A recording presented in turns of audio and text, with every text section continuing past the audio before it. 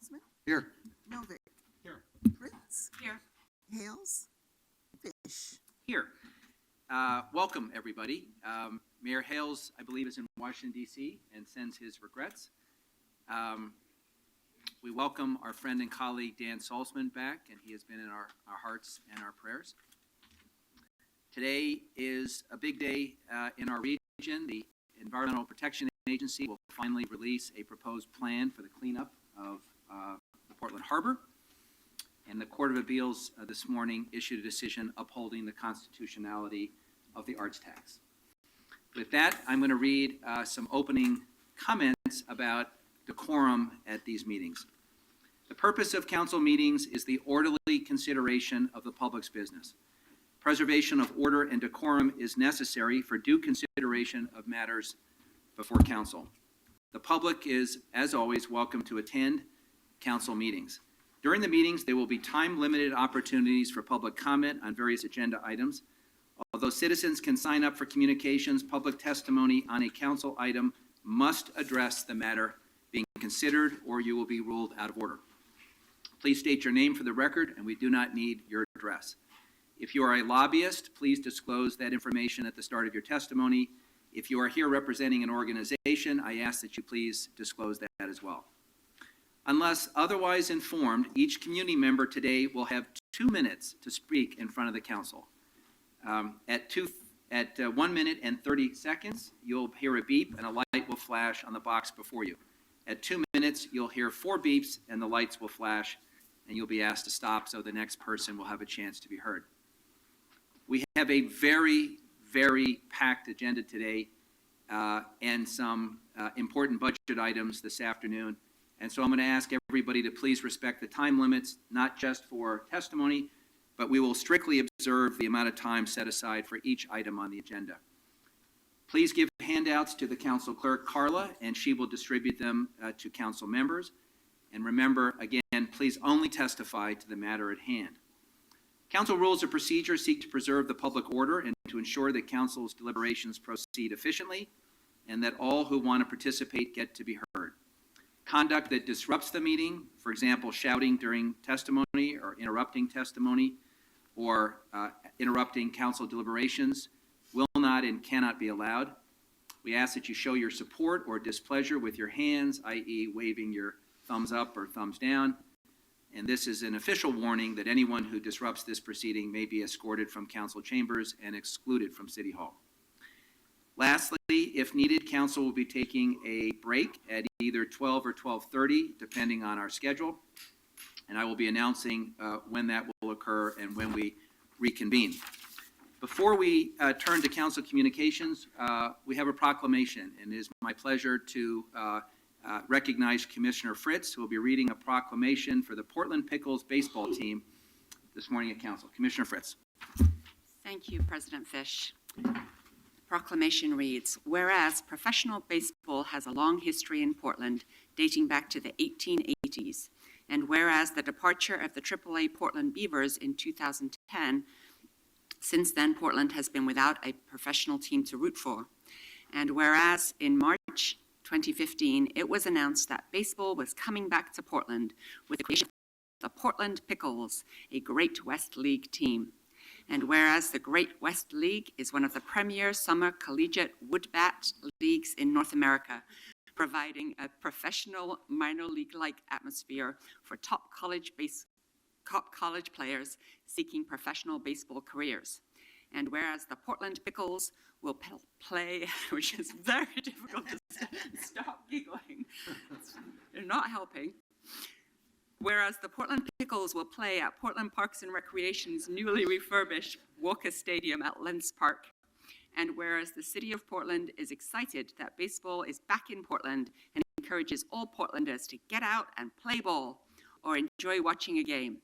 Now, therefore, Charlie Hales, the mayor of the city of Portland, Oregon, the City of Roses, does hereby proclaim June 10th, 2016 to be Return of Baseball to Portland Day in Portland and encourages all residents to observe this day. Do we have anybody from the Pickles here? Mike, why don't you bring any guests forward and we'll extend the courtesy of saying a few words. If you want to take a seat, sir, Thanks. just tell us your name and you're welcome to City Hall. Thank you so much. My name is Bill Stewart. I am one of the owners of the Portland Pickles. It's been a pleasure working with the Portland Parks and the city to get this project in public-private partnership completed. And we're very excited with opening night right around the corner. Hopefully weather, knock on wood, holds out and we have a good weekend here playing our first 3 games. Thank you. Mike, what does this mean for our city and for Portland Parks and Rec? Well, in addition to the return of baseball to Portland, what it means is we get an opportunity to come together as a community to celebrate some young athletes and create community in a place that really wants it, and that's Lentz Park. And so the renovation of Walker Stadium is really the culmination of many years of effort and community interest in revitalizing that park. And if someone wants to buy season tickets, I know Jim Blackwood in my office has already purchased his, but where do people go and how do they go about that?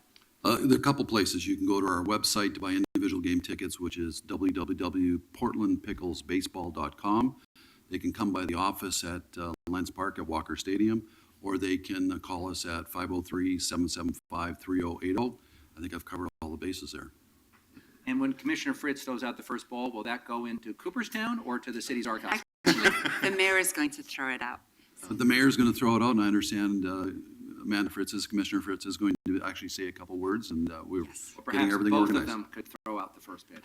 Can we talk about that first? I just want to recognize Trang Lam and also our entire team at Portland Parks and Recreation and thank the Pickles organization for working with us. It was a very tight timeline to get this project finished, and we're very grateful to the community of Lentz as well as to all of our staff and partners for working together to get it done. Commissioner Fritz, can we get a picture with our honored guests? Thank you.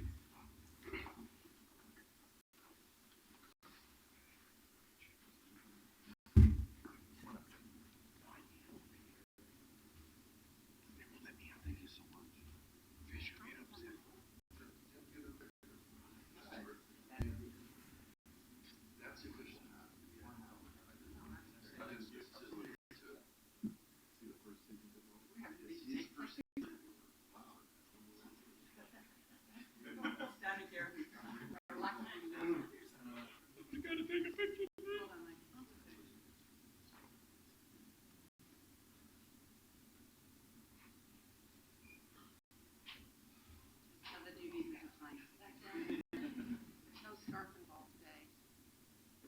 One more? There we go. Let's give them another round of applause.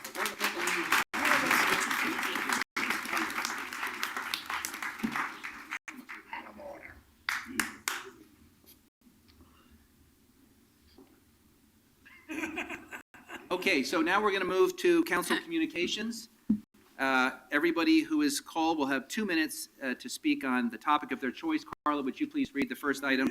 Council 603. 2 minutes? 2 minutes. What is that? Go, please. 603, a request of Craig Rogers to address council regarding outreach. Mr. Walsh to you. Don't ever call me Joe. I'm not your friend. So that's a warning for the next outburst. Don't you call me Miss. You don't call me Joe. Mr. Walsh, that's the last warning I'm going to give you. And you apologize for calling me Joe. Craig I'm Rogers. a veteran and I earned Mr. Walsh. Craig Rogers, you have, go ahead. Good morning. My name is Craig Rogers. This gives me an opportunity to thank Commissioner Steve Novick for being in the business of saving lives. I've noticed those orange flags up and down the streets, in particular Burnside, bringing attention to the speed limit, and I want to thank you for that. About a year ago, I attended a Vision Zero rollout meeting, and a lot of people there, a lot of words spoken, but they were left with an empty bag. There was no money. That's what they were told. There was no money. And yet, down here on the NATO Parkway thing, it's my understanding that's not included in the budget this year. And I think that that's really important, that it should be. And, you know, on the other hand, we're paying double the market value for that post office land, 40 million rather than 20. And I think that it's basically priorities versus limited funds. And we need to evaluate what our priorities are here. because there's so many things that I feel that people who traverse by feet or bicycle need some help with to be able to move in a safer way. So every 8 to 9 years, the economy goes into a dip. We got piers coming on. You know, are we really preparing for that? I often hear that Portland is referred to as becoming the world's greatest city, and I'm thinking, on whose dime are we going to do that? We're looking for new taxes. Do we think this new state tax is going to save us, which is really a sales tax? We have a new head of PDC coming on board. I think one of the cornerstones of the interview would be, what are your thoughts on transparent and accountable? Because everywhere you look, you see public agencies falling down on being transparent and accountable. So here's my thought I want you to think about. Do we want to become the world's greatest city, which is kind of an ego-based thing? Or do we want to become the world's safest city, which is a matter of respect? If I'm given a choice, I want to live in the world's safest city. Thank you. Thank you very much. Carla, could you please read Council Item 604? Request of Charles Matuk to address council regarding a lack of enforcement of certain laws and city's position on District Attorney's Office work with the police. He sends his apologies. He is not able to make it. All right, if he shows up later, we'll put him on. Could you please read Council Item 605? Request of Brad Perkins to address council regarding Sullivan's Gulch Trail funding. Perkins? Hopefully I can have one of the missing persons 1 minute, because I planned for 3. Yeah. Is that possible? The mayor's acting chief today reminded me that the 2 minutes applies to the other items, not to this. So you have a full 3 minutes. Oh, thank you very much. Okay. Thank you. Well, happy Rose Festival season, and 109th year, I think, isn't it? Yesterday, June 7th, was the 100th anniversary commemorating the completion of the breathtaking Columbia Gorge Highway. Today, imagine a new, flat, off-the-street bike corridor from Rose Quarter to Multnomah Falls for the next century. Over 100 years ago, it took citizens activists like Sam Hill, Sam Lancaster, Simon Benson, John Yeon, Julius Meyer, Sam Jackson, Henry Pittock, and Margaret Henderson, using their persuasive power, skills, influence, and at times pocketbook to build this great state-of-the-art highway. Though not as connected or financially astute as this former group of activists, we, the Rose Quarter to Gorge Trail advocates, do represent over 12 Northeast neighborhoods. We are committed to do our best in working with public officials to formulate and pursue an aggressive path forward to make the 28.5-mile trail happen within the next decade. It took 5 years to plan and develop the Columbia River Highway. Oregonians are ready for environmentally bold leadership. Last week, our group met with Metro's Bob Stacy and Shirley Craddock. Both agreed to do what they could to help us. We will continue to work with State Parks, ODOT, Union Pacific, Multnomah County, Troutdale, and others. Every one of you guys and woman, have a stake in this trail effort. Transportation, parks, BES, housing, public safety, and emergency preparedness. Please take a look at our Rose Quarter to Gorge Trail funding plan with our offer to raise $2.5 million for half the engineering cost with the city, Metro, and/or state committing to the same as an offer that should not be ignored. Can we start with the City Council deciding to commit $1.25 million Convention Center Urban Renewal Funds for 25% of trail engineering costs? Now, I don't expect you guys to say yes at once, okay? But you can set a time in your schedule to discuss this item together in a workshop format. I appreciate the time. We look forward to meeting with you informally in the future. What do you say? We say, Mr. Perkins, thank you for continuing to be a champion for this project. Thank you. It will happen in your lifetime. Thank you.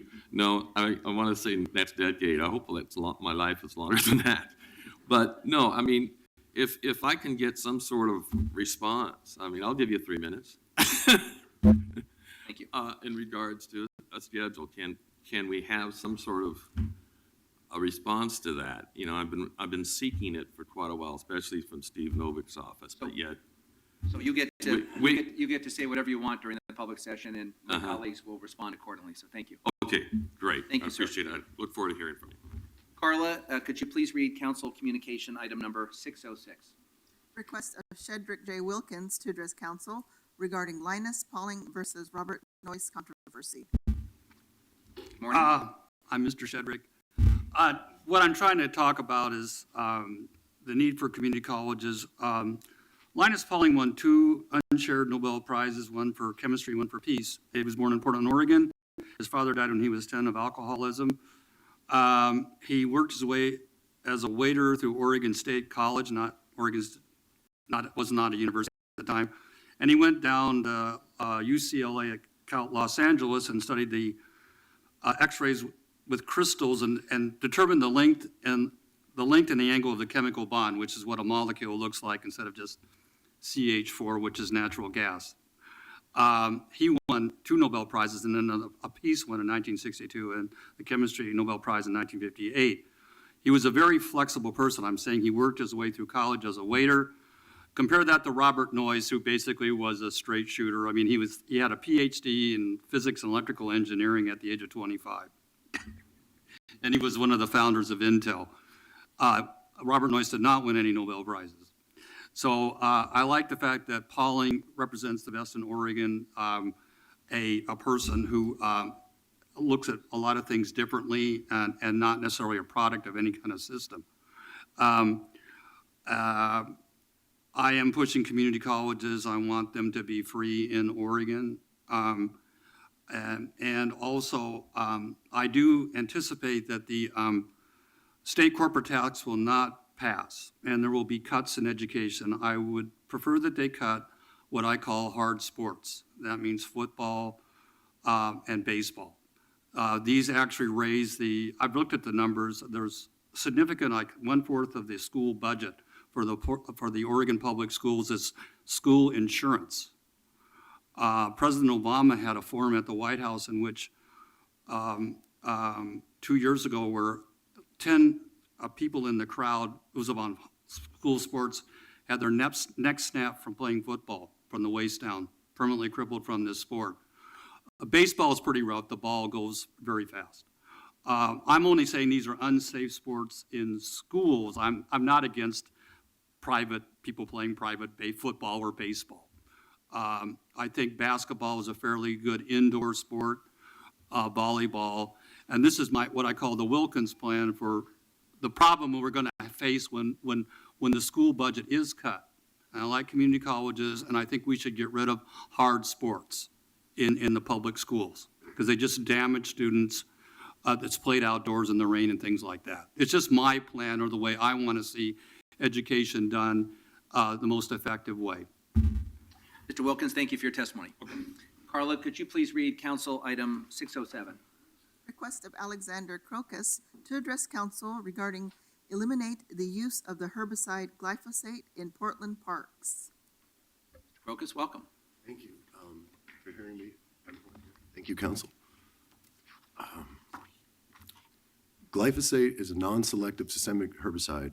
It penetrates and encompasses the entire plant that is infecting and will eradicate any additional plants that are not genetically engineered to resist it.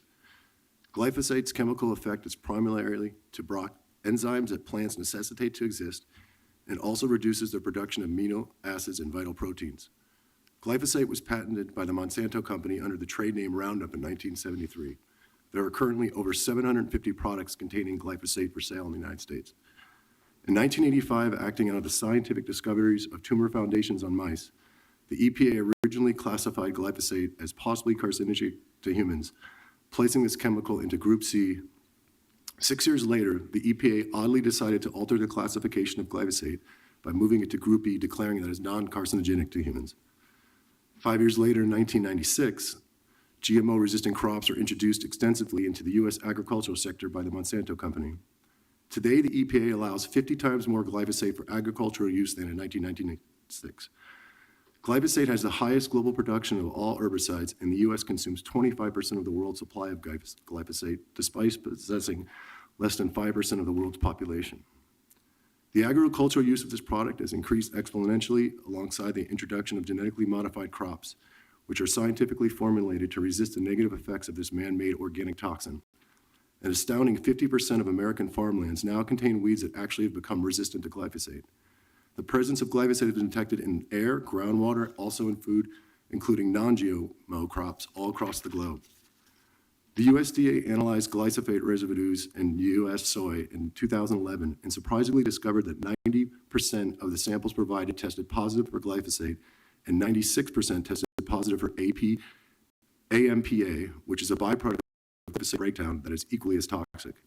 In the over 100 listed residues of pesticide listed by the USDA, only 11 other toxins were detected for a combined 2.1% of the time. Studies that demonstrate low toxicity are solely based on the active ingredient glyphosate and not on the other inert ingredients in formulation. Roundup's 41% glyphosate and 59% inert ingredients.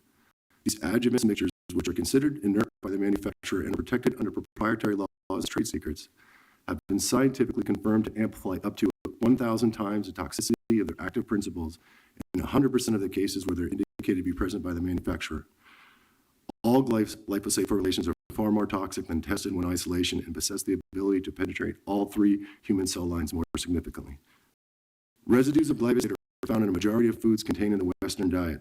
The negative impact of the body is insidious and manifests slowly over time as inflammation damages cellular systems throughout the body. It leads to the disruption of beneficial gut bacteria and produces the chelation of vital minerals such as iron, cobalt, manganese, zinc, vitamin K. Is that 2 minutes? Mr. Croker, that was 3. 3 minutes. We have, this is That's your the full version, and there's 4 scientific studies that have been cited almost 800 times in the international scientific community. There's USDA charts showing glyphosate residues in soy, and also a letter from the chair of the House Committee on Space Science and Technology, Lamar Smith, investigating with the EPA right now. Thank you very much for your testimony. If you'd like to contact Pooja Bhatt in my office, she's my senior parks liaison, and we can follow up with you. Okay, thank you very much. Thank you, sir, for your time. Okay. We're going to take up the consent agenda. First, does anyone wish to pull any item from the consent agenda? It's 21 is pulled. 21 is been pulled to the regular agenda by my office. Hearing none, Carla, would you please call the roll to adopt the consent agenda? Saltzman? Aye. Novick? Aye. Fritz? Aye. Fish? Aye. Okay, the consent agenda passes. We have a number of time certains this morning before we get to our regular agenda, and we're going to start with Travel Portland. And Commissioner Saltzman, should we read 608, 609, and 610 Yes, you can read all 3 together? Yep. Carla, would you please read 608 through 610? 608, Travel Portland 2016 presentation. 609, amend Portland Tourism Improvement District Code to revise the periodic sunset review and administrative cost provisions, provide a new definition, add appeal procedures and correct references, and authorize an agreement with Travel Portland for the marketing and promotion of convention business, tourism, and overnight lodging using a sole source procurement and provide for payment. Commissioner Dan Saltzman. Thank you, Mr. President. I'm pleased to be introducing 3 related items this morning that tell a great story about 4 years of double-digit growth in the travel and tourism industry. And this has had huge benefits to the city, both in jobs created and in lodging taxes that flow to our general fund. And that needs to be recognized. The lodging industry taxes have been substantial this year. We'll first have an annual presentation by Travel Portland, one of the country's premier destination marketing organizations. Since their inception in 1978, they've been working hard to generate and procure convention, business, and tourism in Portland, and it is obviously working. In fact, we will see nearly 3,000 new hotel rooms opening in the next 4 years. 3,000, that's amazing. It includes the large Hyatt Convention Center Hotel and smaller boutique hotels like the Jupiter Hotel's expansion. It's another sign of the health of our city and the new investments that help us grow. So Jeff Miller will talk more about that in a minute. And after Jeff's presentation, Susan Hartnett from the Office of Management and Finance will provide a brief overview on items 609 and 610. The first makes some changes in the Portland's Tourism Improvement District, and I'm really pleased that the travel industry sees the value in making the code adjustments proposed in item 609, so this great effort can continue to its success long into the future. And then the final item, 610, will also continue the mutually beneficial relationship the city has had with and continues to have with Travel Portland for another 5 years. And I'll happy to turn over to Jeff Miller of Travel Portland. Thank you very much. I'm very excited to be here. I'm also joined by many of our board members, staff, and community partners, which really make it happen. David Pendleton from America Subworld Tours is our board chair next year, so we're very excited to have him take the reins and guide us into the future.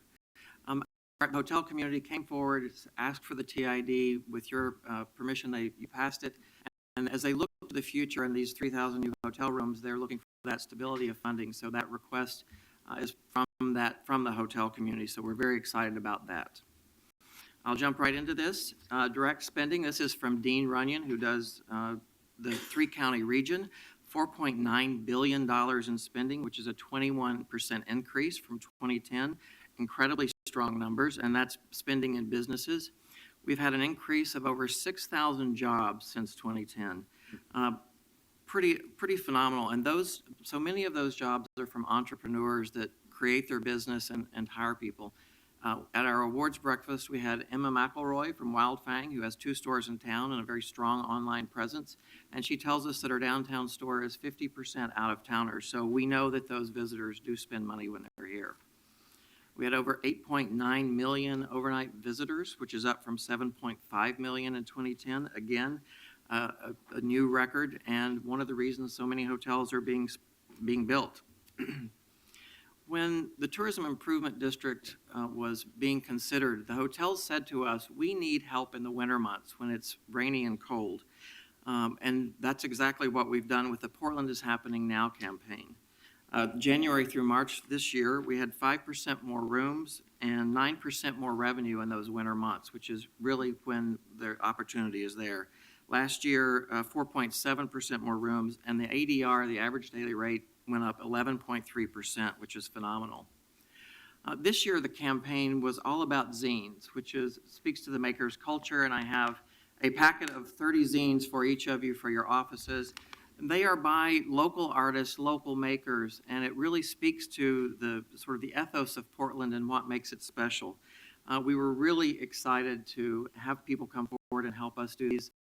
That campaign runs in Seattle, Vancouver, BC, Bend, and Eugene, and we're looking to expand that into other markets to the future. A part of that campaign was 4 TV ads, and I'll show one of them to you that played really heavily in those markets.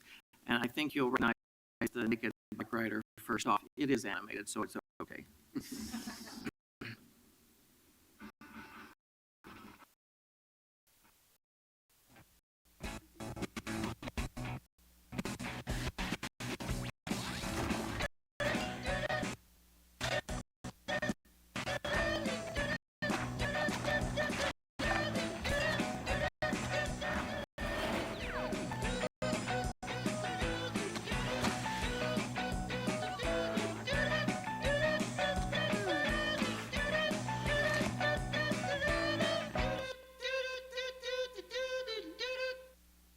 Technical difficulty there. Sorry about that. Played earlier, of course. As we looked at the TID, one of the most striking changes is where we've invested internationally, and these are the countries that we were in 2010. We had very focused program of work, tour operators really working with the travel trade to get the word of Portland out. Fast forward to 2015, these are some of the countries that we've added: Australia, New Zealand, Taiwan, Iceland, Brazil, and many, many more. Our program of work has also become more nuanced based on the maturity of the market. So in mature markets like Japan, the Netherlands, and British Columbia, where we have direct flights, we're more consumer focused, but we still work with the travel trade. In the newer markets, we really still focus on travel trade. Our New York PR firm, Lane PR, helped get an article on Portland in Skift, which is an industry trend watcher. And they really talked about sort of what we think as we act like a Tier 1 city and promote Portland as a Tier 1 city. We don't want to be San Francisco or LA, but we do want to act like that in a promotional sense. And here's an excerpt from the writer, which I just love. It says, from a tourism standpoint, Portland is one of those emerging U.S. cities hitting above its weight with a very distinct identity and character. And we think that's very true, and it's what we've tried to do and stay true to. We just launched Adenaro Troupe in Japan, a very hot market for us. And we have an album for you that we produced. It's a band, Ages and Ages, from Portland. We'll have each one of those for each of you. They wrote a song, and Adenaro Troupe is Portland backwards in Japanese. And it's all about this great place, Portland. They sing in Japanese, actually, which for English is a little hard. And I'll show you a little bit of the gift video that we did there. The person that you see here, this was at the kickoff at the T site in Tokyo, which is sort of the Powell's Books of Tokyo.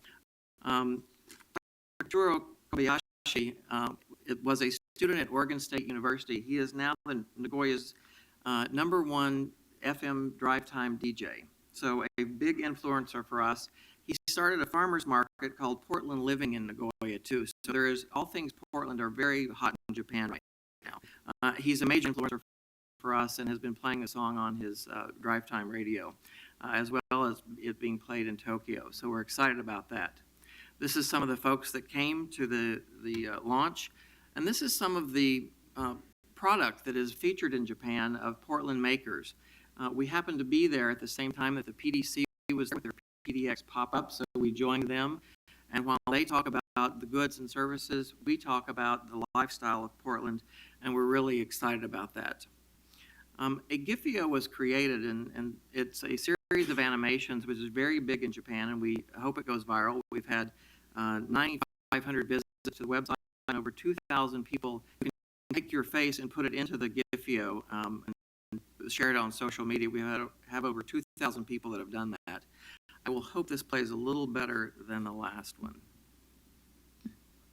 遠くに見える大きな山、優しく光る美しい川、渡る橋が僕らをつなぐオロナロトゥ街には僕ら大好きなブレックファスト、フォンキーなアイスクリーム、クレイジーなドーナツ、夜には街がビールに酔いしれるオロナロトゥ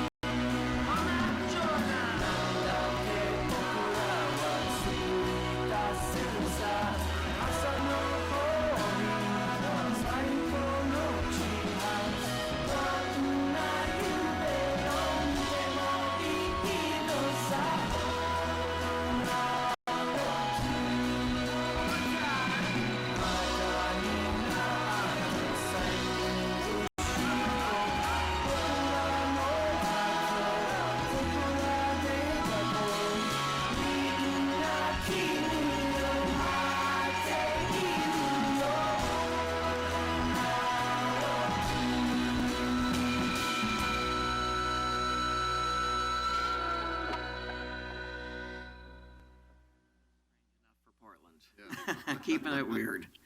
We're really excited about this. The Blue Sasquatch, we call him Odnaro Dude. And so he will hopefully be the character that we see in Japan. But we're really excited about that, and we're trying to take advantage of all things Japanese right now. It's such a great market for us, both economically and with those tourists. You know, at the center of what we do is really book convention business, and you can see we have over 90 conventions booked into the future with an economic impact of almost $200 million. We have committed an additional $500,000 of TID funds over the next 2 years as we look to open the headquarters hotel. That's on top of the amount that we get from the convention center plus the TID baseline funding. We know that we have to talk about the package and not just that hotel and how it's grown and how Portland has grown. So we've committed via the TID board those dollars to the future. Media coverage, you see a lot of Portland in the news just as we do, and we're really excited about that. You can see the growth there, 1.2 billion in circulation, and that's up 78%. Even with TID funding, we couldn't advertise to that level, and of course, editorial is much more valuable than any ad that we could ever do. So having those travel writers here is amazing for us. Diversity and community action, community advocacy. We have a community action committee of the board who focuses on development, redevelopment, transportation, and public safety, and they are very committed to those. We also have developed 5 equity strategy goals.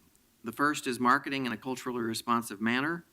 The second, community outreach, is a transparent process. Our golf tournament and some of our funding, sponsorship funding is all 50% is focused at communities of color. We're very proud of that and looking to grow that. Third, mapping convention bookings to local business development, because at the end of the day, local businesses need to benefit from what we do. And a roadmap for staff with tools like bias training, and advocacy for future workforce with WSU's and Mount Hood's hospitality programs. We're supporting those and supporting them with scholarships through the foundation. You see at the top there, we did a group with the REAP students and really trying to introduce those young people into the hospitality community. This year during Travel and Tourism Week, we had our awards breakfast, but we also went to Pioneer Courthouse Square to show the public how tourism really affects them, and we had Pips Donuts, Salt and Straw, many of our hotel partners, and we gathered there to talk to the public about tourism and why it's important.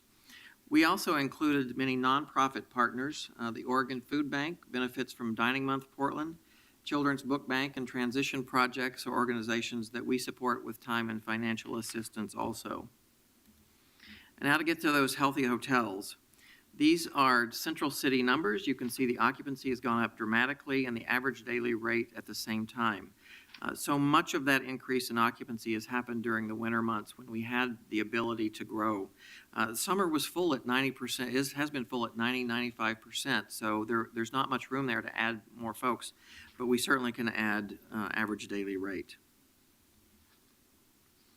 And here's the growth in average daily rate. You can see for the entire city it's up 11.3%, but each part of the city has benefited from this program, and that was another part, one of our mainstays as we developed the TID program, that every part of the city should benefit, and we're really proud that both their occupancies and ADRs have gone up. And here's to that lodging tax history that Commissioner Salzman spoke about. This is our 1% from the city, and it has gone up 82% from 2012.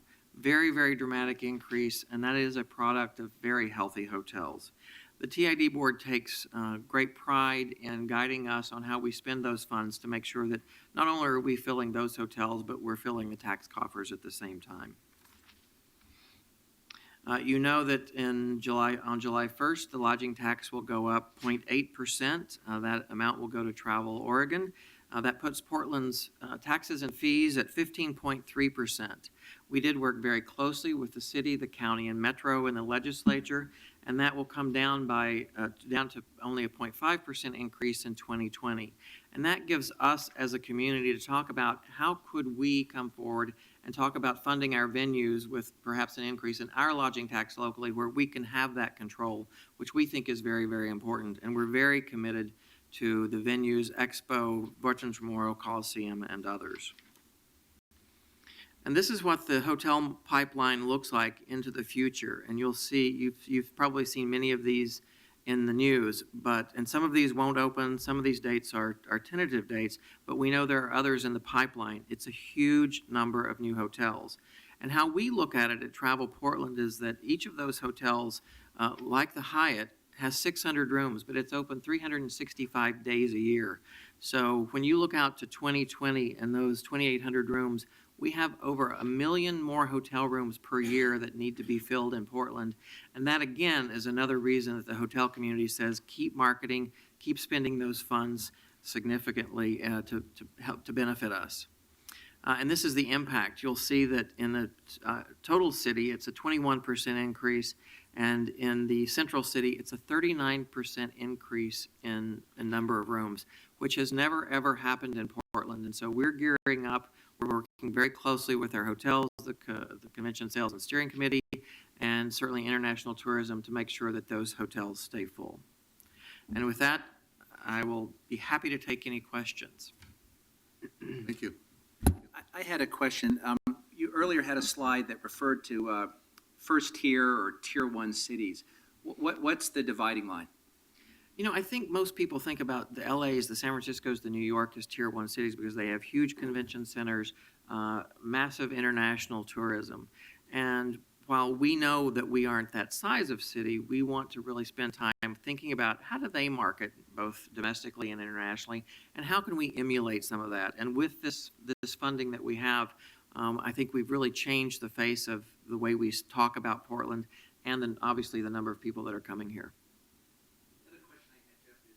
You're forecasting a tremendous growth in new rooms in the market. You also have reported year over year, prices have stayed strong, and the rates that hotel operators are getting is strong. At some point, when you have this much new inventory coming online, does it have potentially an impact on the overall market structure, and could it actually bring down rates for consumers? It's potential that it could moderate rates, potentially come down, but our job is to make sure they don't come down and to keep those occupancies certainly as high as we can. We know that this will flatten out, the taxes will flatten out, but there will still be growth over the long term. We want to be really careful about making sure that we integrate these new hotels into our marketing programs and that those rates don't moderate too much. Not questions, but just a couple of comments, Jeff. That was a terrific presentation, and I loved the video. That was fantastic. Thank you. I wanted to let you know that the last couple of weeks I've been doing my part. I was in Paris, Barcelona for 2 weeks, and people in both cities were very concerned that they'd heard that the Eaton restaurant and the Variable Quandary were closing. So I was relieved to be able to tell them that both restaurants are reopening in different locations, and they were very pleased to hear that. We're excited about that. Well, thank you, Jeff, and Travel Portland. And why don't we bring up Susan Hartnett now to talk about items 609 and 610.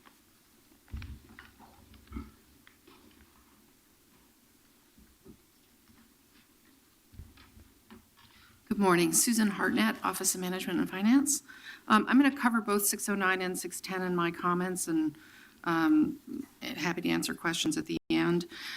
609 is the amendments to the the Tourism Improvement District, which is City Code Chapter 6.05. We're doing this to accomplish several things.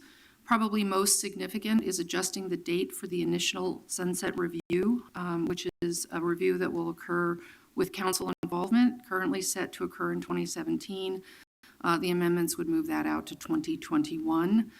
We are also then extending the period between the sunset reviews from a current 5 years to every 10 years. This will provide the stability and allow for that longer-term planning that Jeff was talking about, which the hotel and tourism industry feel will be very helpful for them. Another change is to add a definition for the term room. The way the code is written, the Tourism Improvement District fee applies to hotels with 50 or more rooms. The new definition clarifies that beds in dormitory or hostel-style rooms will each count for the purposes of determining if that hotel is subject to the fee. We've had some interesting new products go on the market with hostel or dormitory-style rooms where people people are paying $50 or more per night to sleep in a bed, but they are claiming they are under our 50-room count because of that. So we're trying to correct that. The amendments also modify the language related to the city's administrative cost recovery. We add appeal provisions, which aren't currently in the code, and make some corrections that reflect the recent Office of Management and Finance structural reorganization that occurred 2 years ago. Hotels currently subject to the TID fee were notified via a postcard mailing of these proposed changes.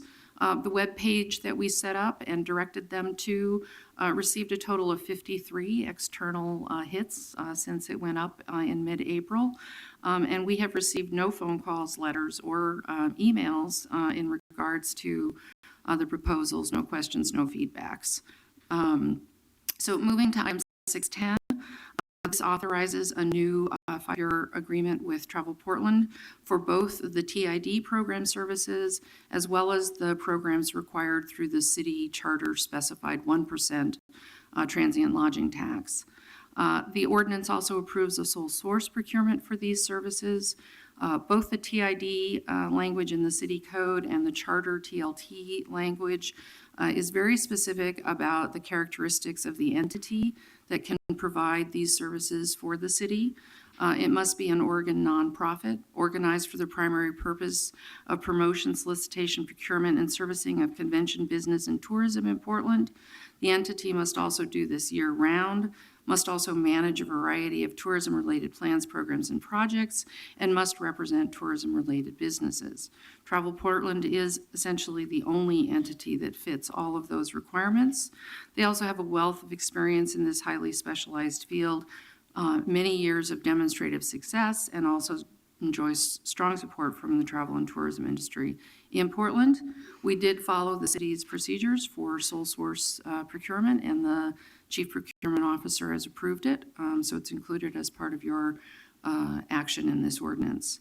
The agreement was also, just so you know this, updated. It has not been updated in a long time, so that it is now consistent with the city's current standard language in contracts and grants for such things as insurance and indemnification. Item 610 is an emergency ordinance so that the new agreement can be in place by July 1, since the old agreement expires on June 30th, and we're hoping to not have a gap in services. I'm happy to answer any questions, and I also mentioned that Terry Williams from the Revenue Division is here if you have any questions related to the revenue aspects of this. So thank you, Susan, for pointing out that we have an emergency measure. Carla, I think we lose one member of council at 11:30. So after this presentation, pardon me? I've got to leave at 11:30. Dan's got 11:30 absence. So after the Friends of Trees presentation, Carla, let's us go through and identify the emergency items that have to be heard and make sure that we do those before we lose Commissioner. Questions, colleagues? Thank you very much. Jeff, do you have invited testimony, or we just open it up to the public? Carla, do we have anyone who's signed up? Yes, I have two people, Charles Johnson and Dave Matthews. Please come on up. And if there's anyone else here that would like to speak, you can also come forward. Charles, welcome. Thank you. Good morning, Commissioners. Lightning, welcome. Go ahead.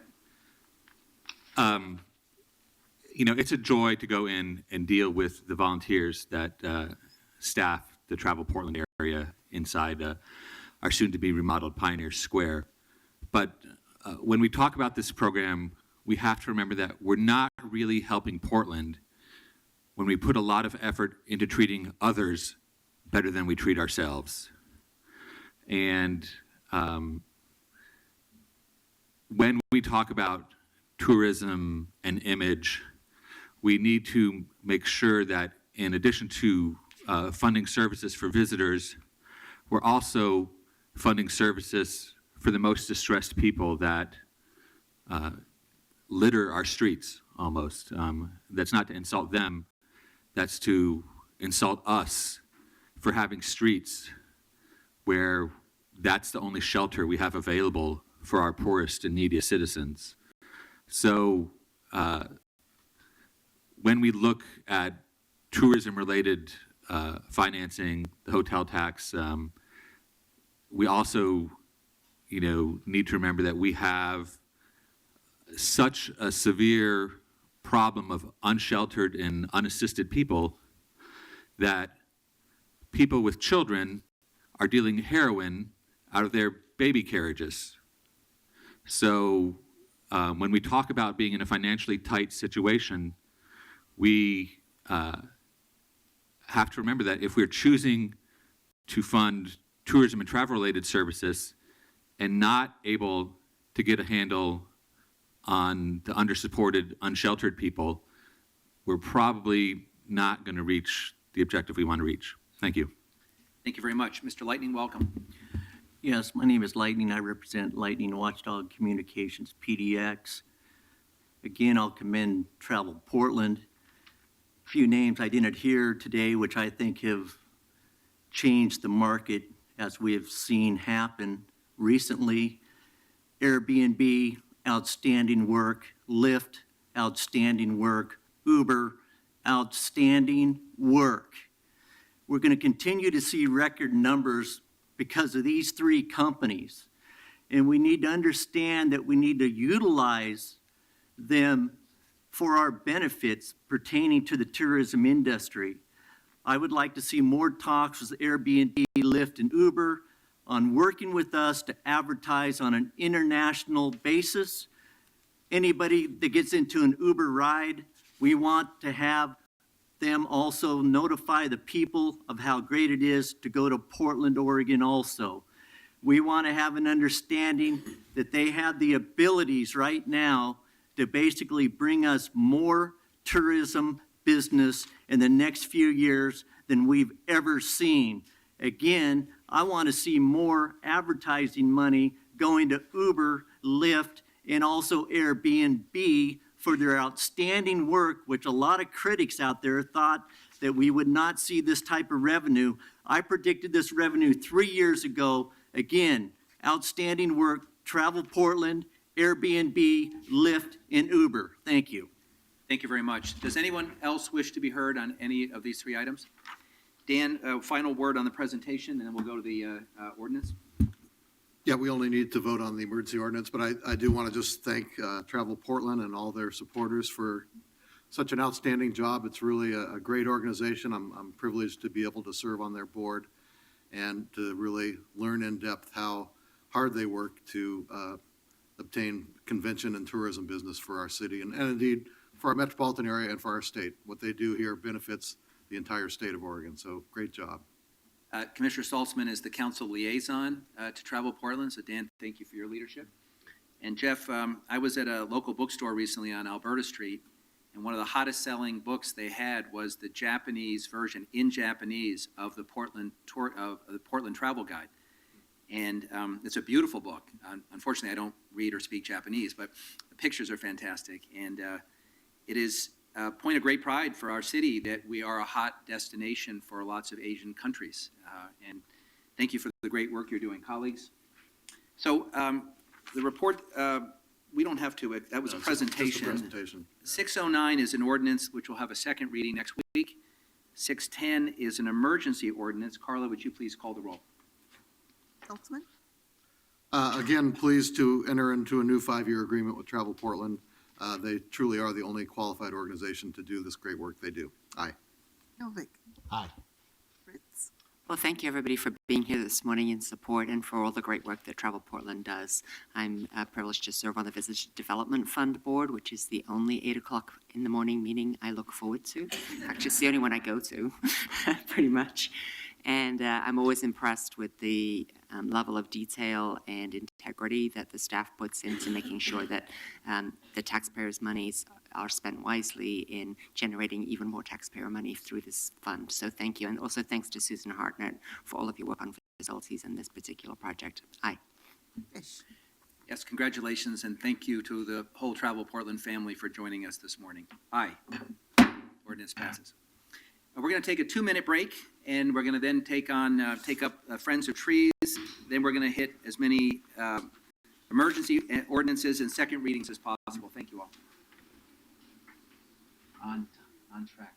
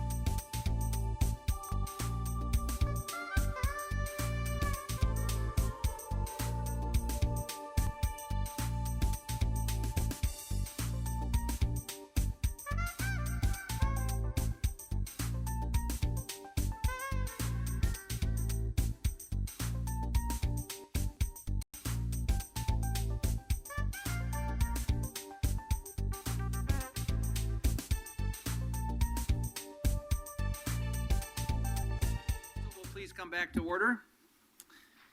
And we're going to take up the next time certain, and this might be a first for this body. It is a 10:30 time certain, and it is now 10:30. Carla, would you please read item number 611? Authorize a contract with Friends of Trees for community tree education, planting, and establishment services in the amount of $5,882,216. Okay, would our invited guests please come forward, and I'm going to make a few comments. So with the Bureau team.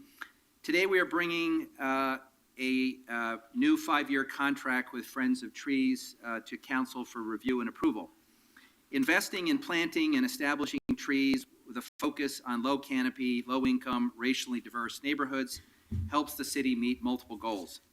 We increase the urban forestry canopy cover, we improve our stormwater management, and we reduce the urban heat island effect for vulnerable populations.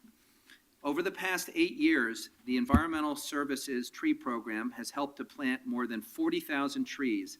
More than 30,000 of them have been planted with the help of community volunteers through a contract with Friends of Trees. 80% of the funding for this 5.5 year, $5.8 million contract will come from the general fund and 20% from the sewer system operating fund. The result will be just under 12,000 new trees planted, 7,000 trees pruned, and an annual canvas reaching over 80,000 households. Friends of Trees will partner with a number of community organizations to more effectively reach vulnerable populations, and its goal is to meet the equity goal of 75% service delivery in historically underserved areas. Today, I'm pleased to introduce Jane Bakari and Jennifer Karps from BES, who will walk us through the contract before us. Welcome, ladies. Thank you. Good morning, and thank you, Commissioner Fish and members of the City Council. My name is Jane Bakari. I'm the Watershed Services Group Manager with the Bureau of Environmental Services. Joining today is Jennifer Karps from the Environmental Services Tree Program. We're here today to request your authorization of a contract with Friends of Trees for community tree education, planting, and establishment services. BES has an 8-year history working with Friends of Trees to address citywide urban canopy goals, and we are pleased to have the opportunity to continue this partnership, which results in environmental and human health benefits and improves the livability of our communities. We have a few slides, and Jennifer is going to tell you a little bit more about why BES plants trees and the scope of this contract. Thank you, Jane. Good morning, Commissioners. Thank you so much for having us today. We're excited to bring our contract to Council. So I'm going to reiterate some of the things you've already heard, but let you know who we are, why we're here, why we're in the tree planting business, and champion some of the success that we've had over the last 8 years working in this field. So BES is your stormwater and sewer provider here in the City of Portland, as you know, and we use green infrastructure, including trees, to help manage stormwater sustainably in service of clean rivers, healthy watersheds, and livable, sustainable communities. BES enhances the urban forest canopy to provide tree benefits more equitably.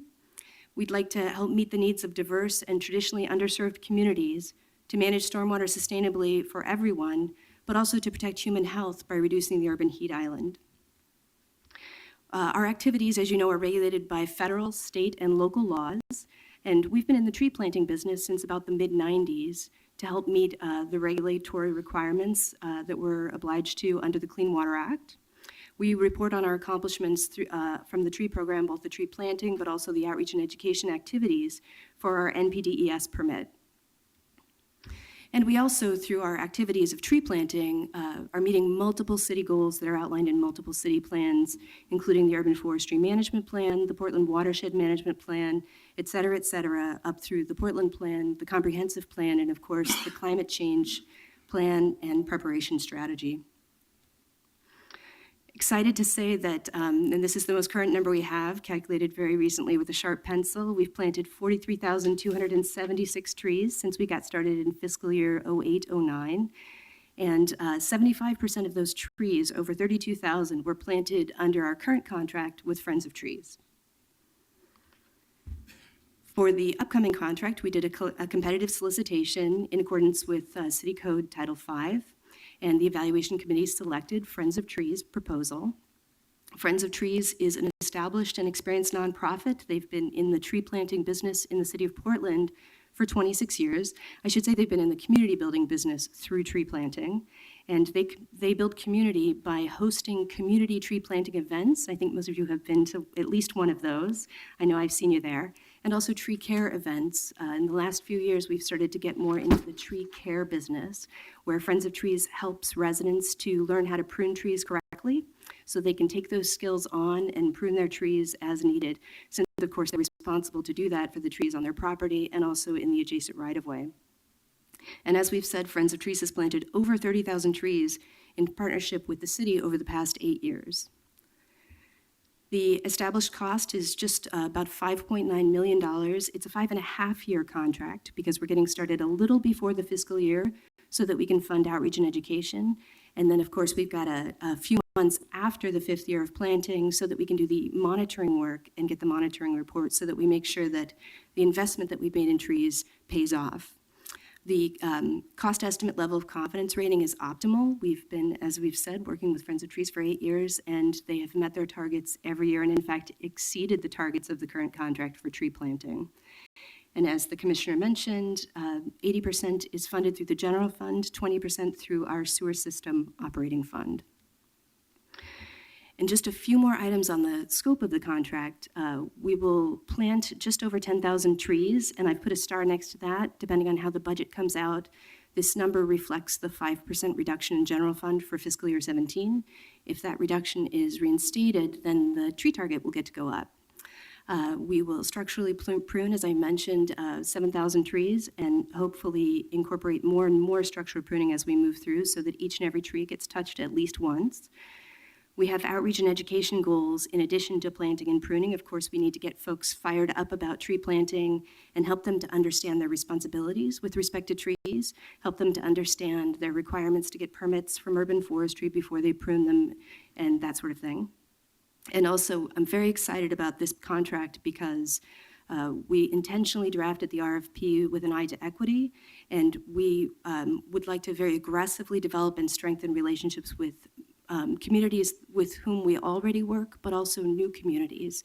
And we've earmarked just over a third of the outreach and education component of the contract to community benefit organizations so that they can help us do that work. And as you've also heard, our goal is to provide at least 75% service delivery in historically underserved communities.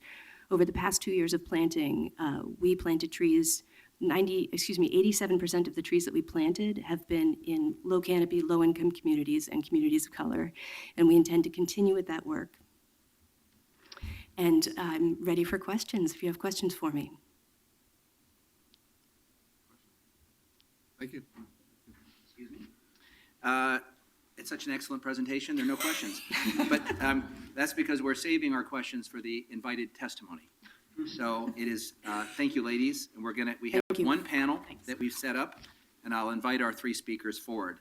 Luz Maria Vega, Rosemary Anderson High School student working with the Friends of Trees through the POIC Work Opportunity Training Program. Gustavo Rojas, a neighborhood tree assistant, and Scott Fogarty, Executive Director, Friends of Trees. If the 3 of you would come forward. And Scott, who would you like to kick things off?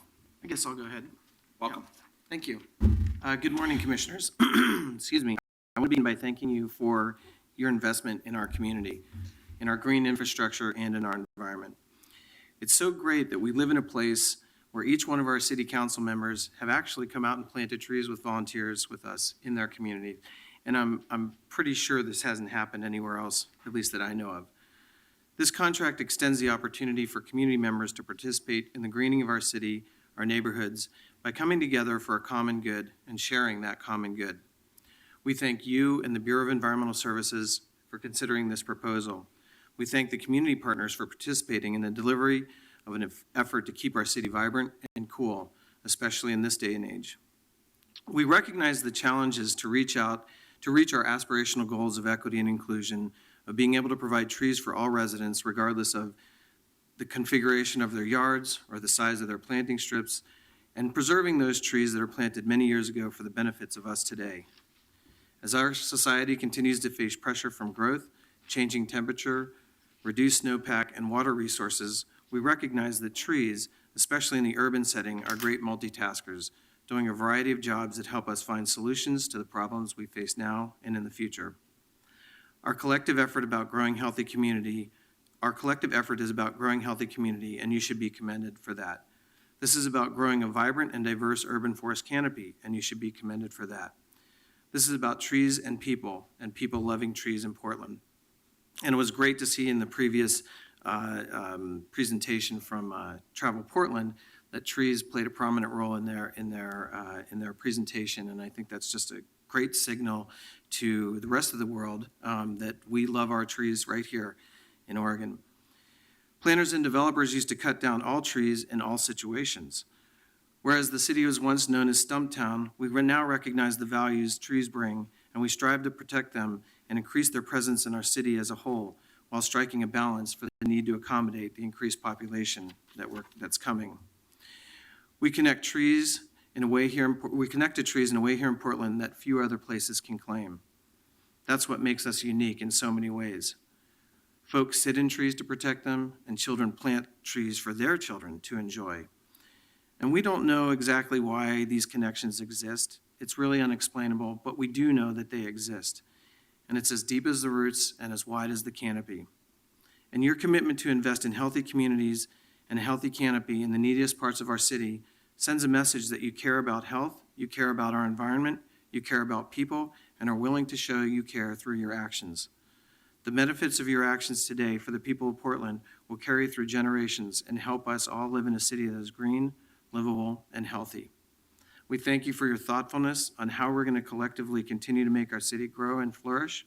We appreciate your work and effort to achieve our lofty goals, and together we can accomplish much, one precious tree at a time.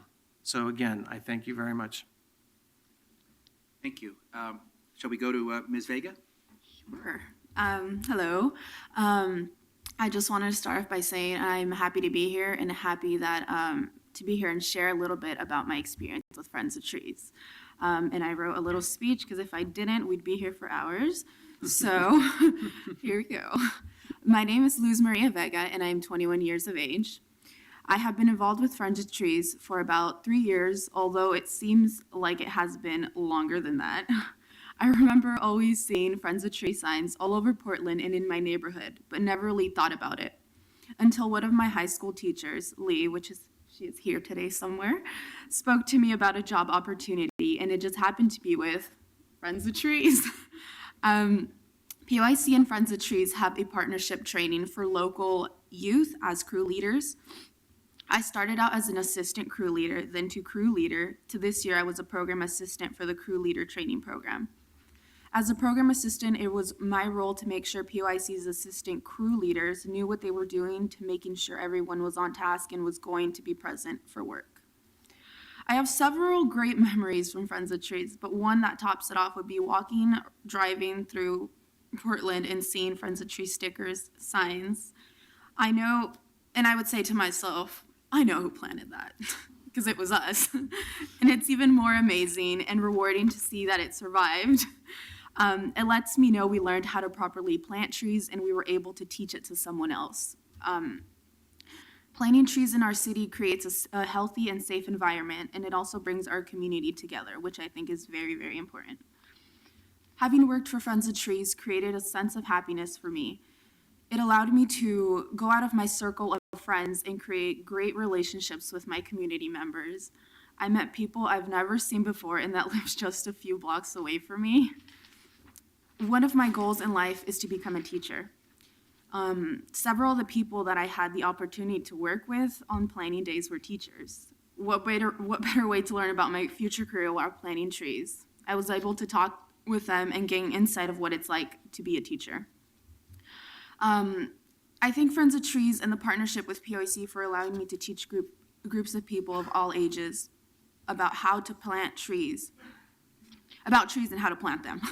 What better way to learn how to work with youth than to have fun teaching children of all, I just read that, I'm sorry, through this crew leader training partnership. I realized that teaching is exactly what I wanted to do, and I couldn't thank Friends of Trees enough for giving me this opportunity of breaking out of my shell and realizing it. And thank you to all the volunteers who motivated me to further my education and teaching, because I wasn't sure for a while if I wanted to do that or not. And thank you. Planting trees helps build a stronger community by bringing neighbors together. It helps create relationships with people who you've never met and live minutes away from. It creates these unforgettable memories, like the tree that took almost 5 of us to move because the root ball was ginormous, or the time we spent talking and eating together after the successful planting in the pouring rain. The partnership between PYC and Friends of Trees has given me unforgettable memories. Again, thank you for your time.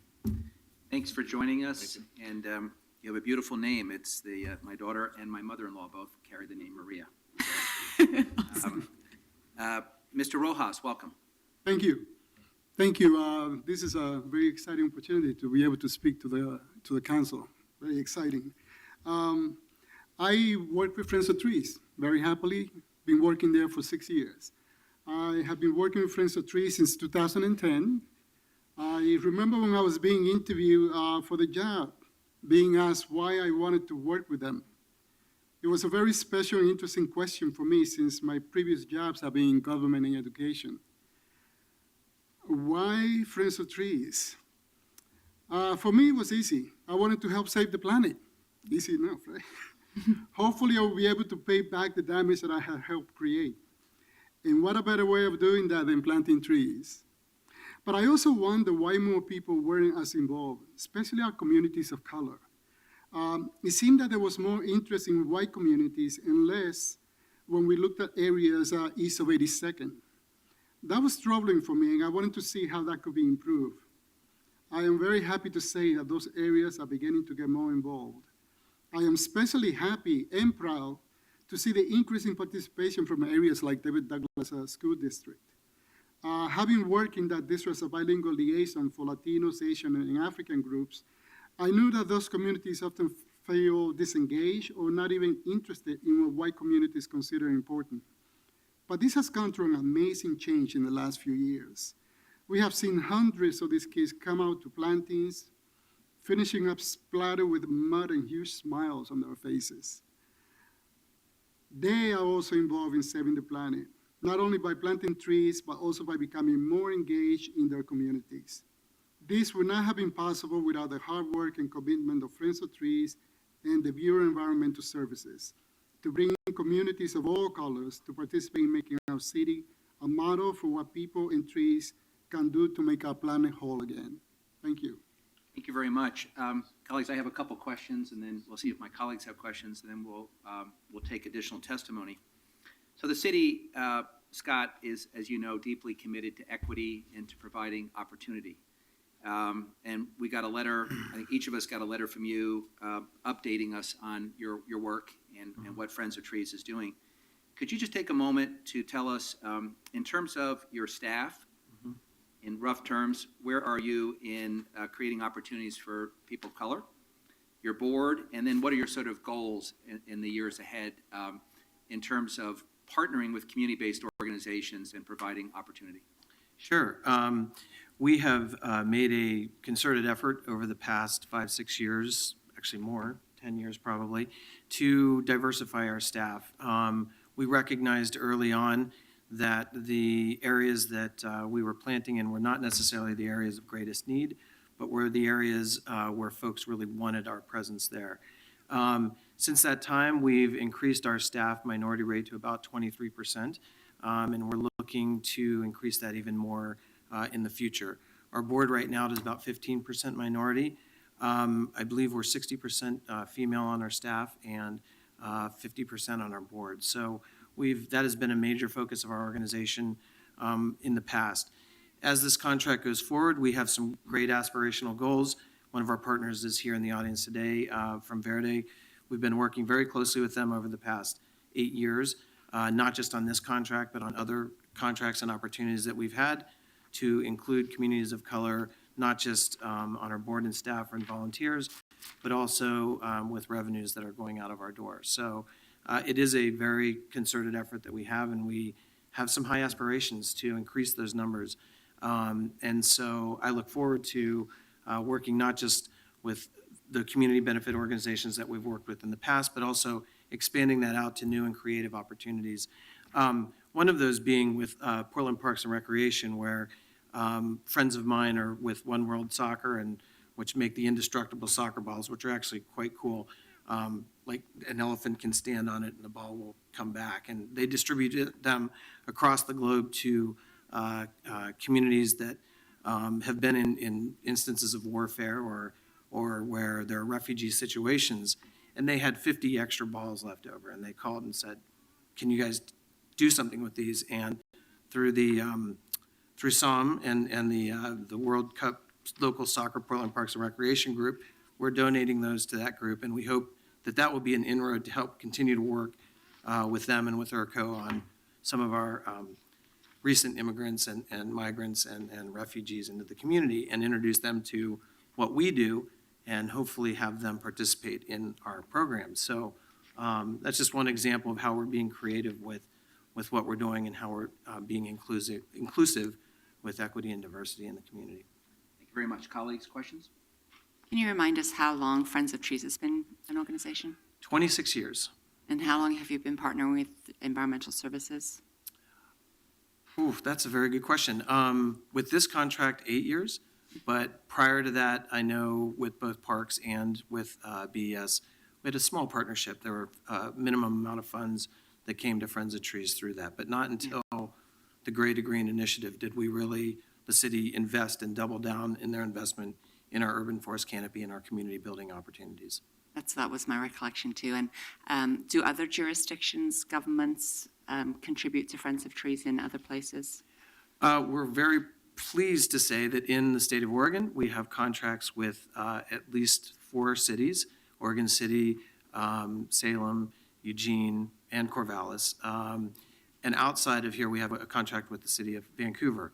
Around the country, we are one of the few groups that has been able to work with our city government to have the city itself invest very heavily in the urban forest canopy. We're recognized as a model nationally, and other cities and organizations have taken up the mantle. Sacramento is a good example. San Francisco is a good example. Atlanta is a good example. So we here in Portland are definitely on the front end of that curve. And as the country is losing trees due to infestations and diseases, we're not. We're ahead of that curve.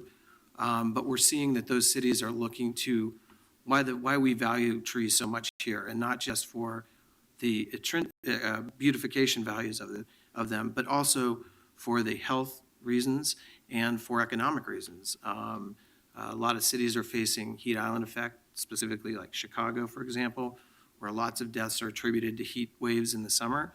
So they have started a Million Tree campaign because they lost a great portion of their canopy due to infestation and beetles. So indeed, we are a leader in this front, but we need to keep ahead of that.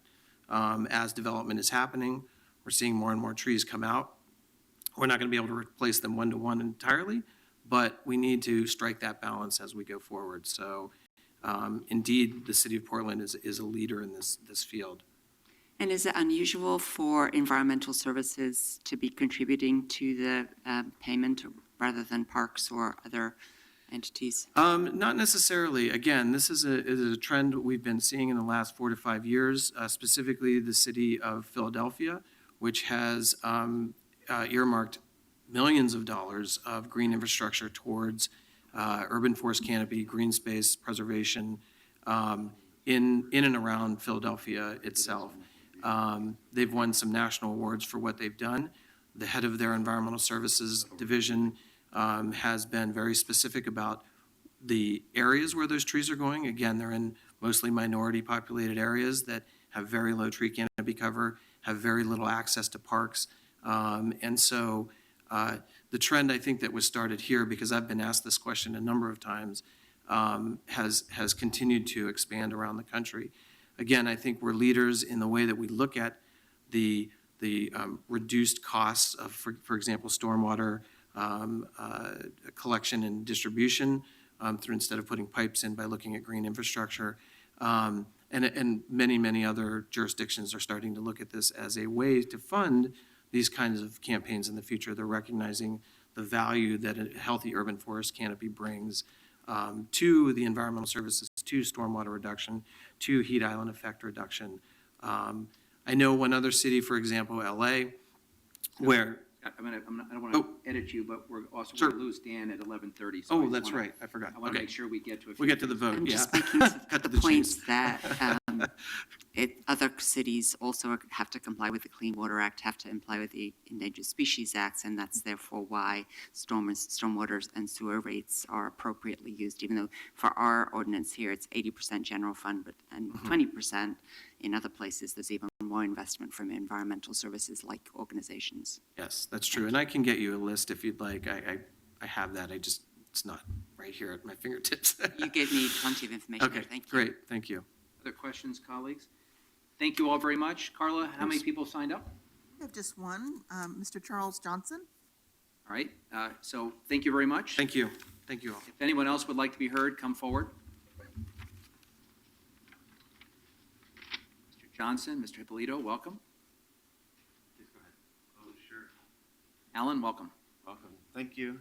Good to be with you all today. And as always, in the words of your friend of mine, Ray Espana, it's a blessing to be with you here today. I just wanted, in response to your question, to talk a little bit about the work we have been doing together with Friends of Trees, other community-based organizations in anticipation of this proposal.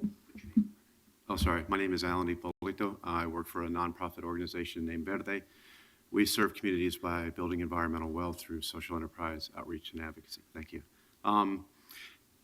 As we know, trees can do more than protect the environment. They can educate our youth, they can create jobs, and as we've seen in the presentation and in the testimony from Friends of Trees, it can build community. So we've been working hard to set a goal about how do we get these resources out into community-based organizations as well. So our pursuit of equity is not just about diversifying our environmental organizations, but it's about building the environmental capacity of our culturally specific organizations.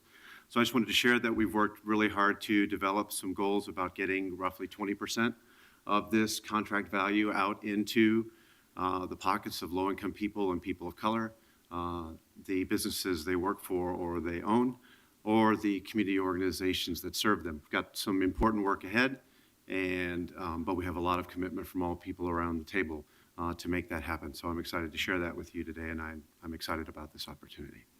Thank you very much, Alan. Welcome. Good morning. For the record, my name is Charles Johnson, and it was very encouraging to hear the gentleman from Verde speak about equity and inclusion.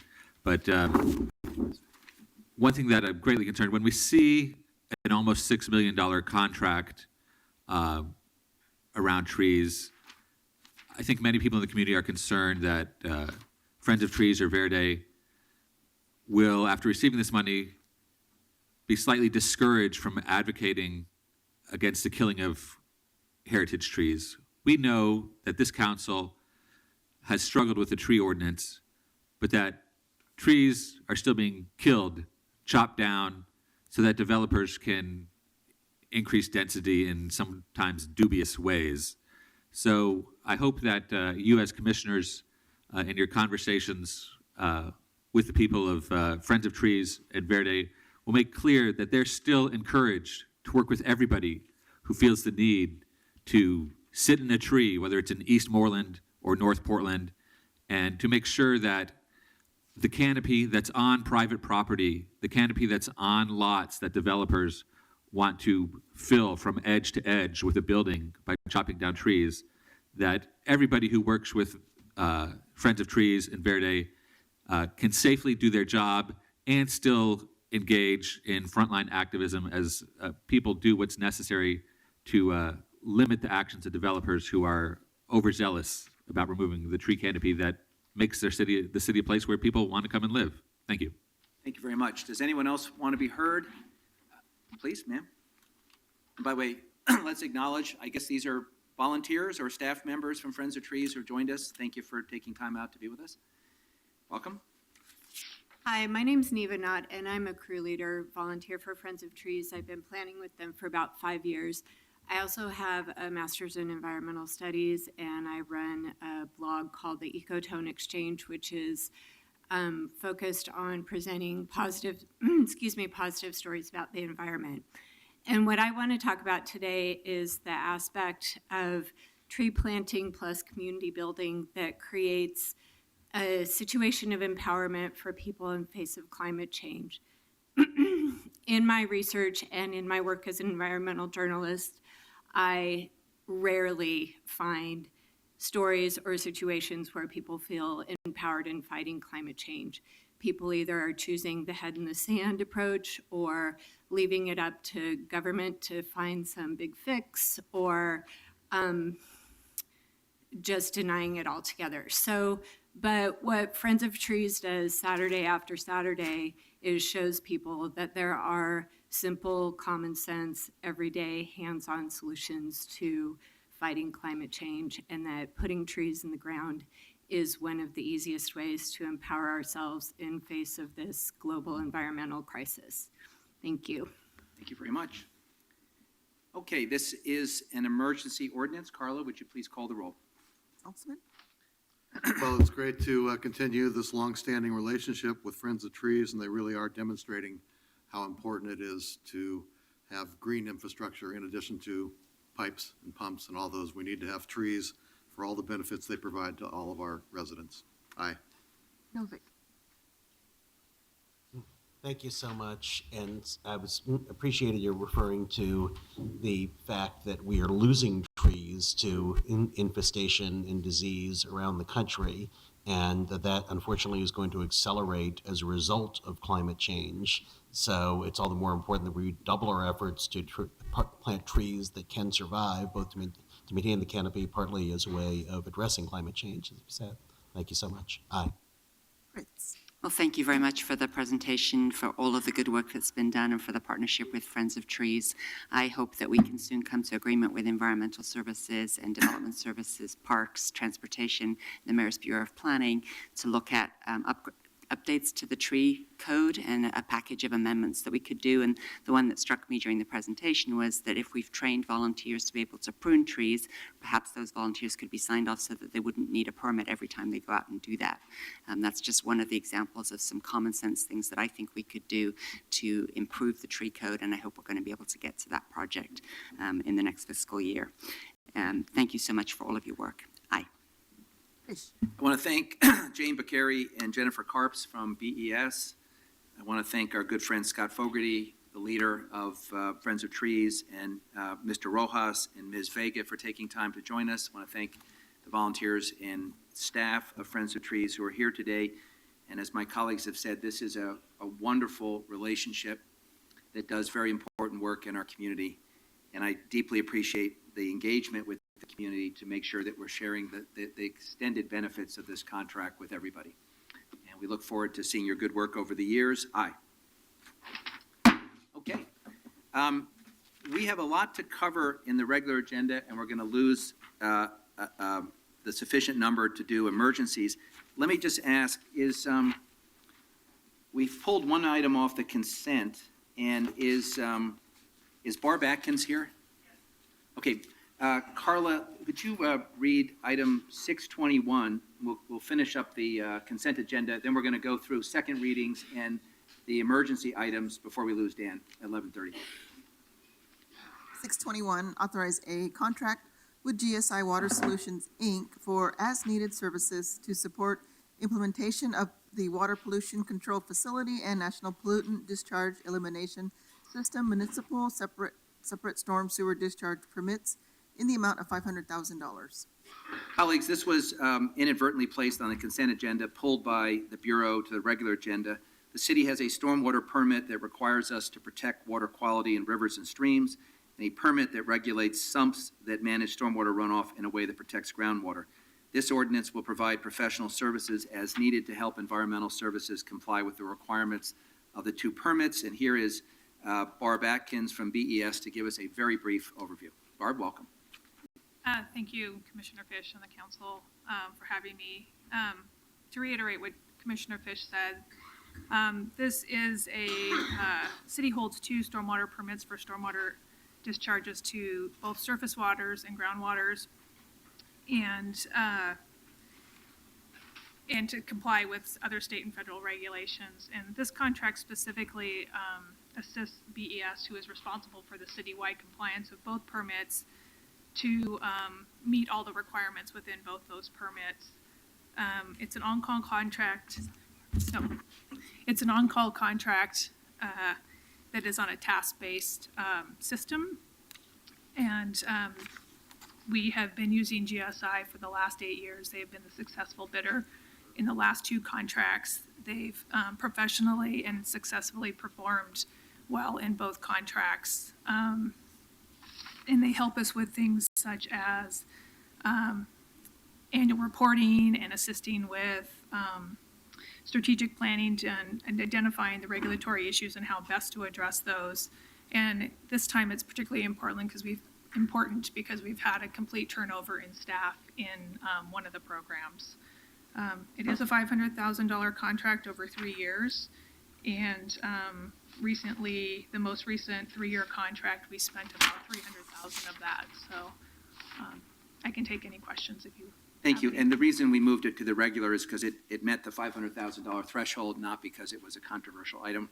Thank you for your excellent overview. Colleagues, any questions?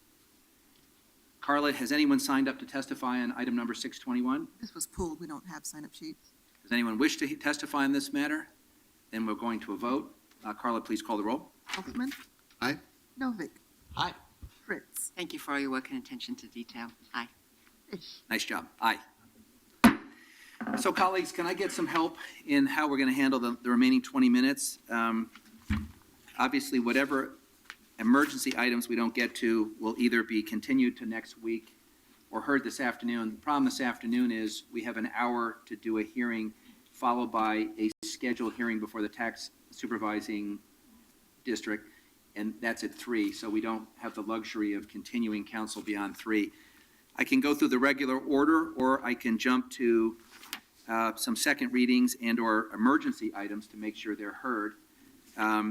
Obviously, we've got, and this would bump things out of the regular order, so I want to do this respectfully. We could do 633, 634, 37, 40, 42, 44, and 45 are all emergencies. 49 is an emergency. And then 650 is a 4/5, so we need 4. Any guidance?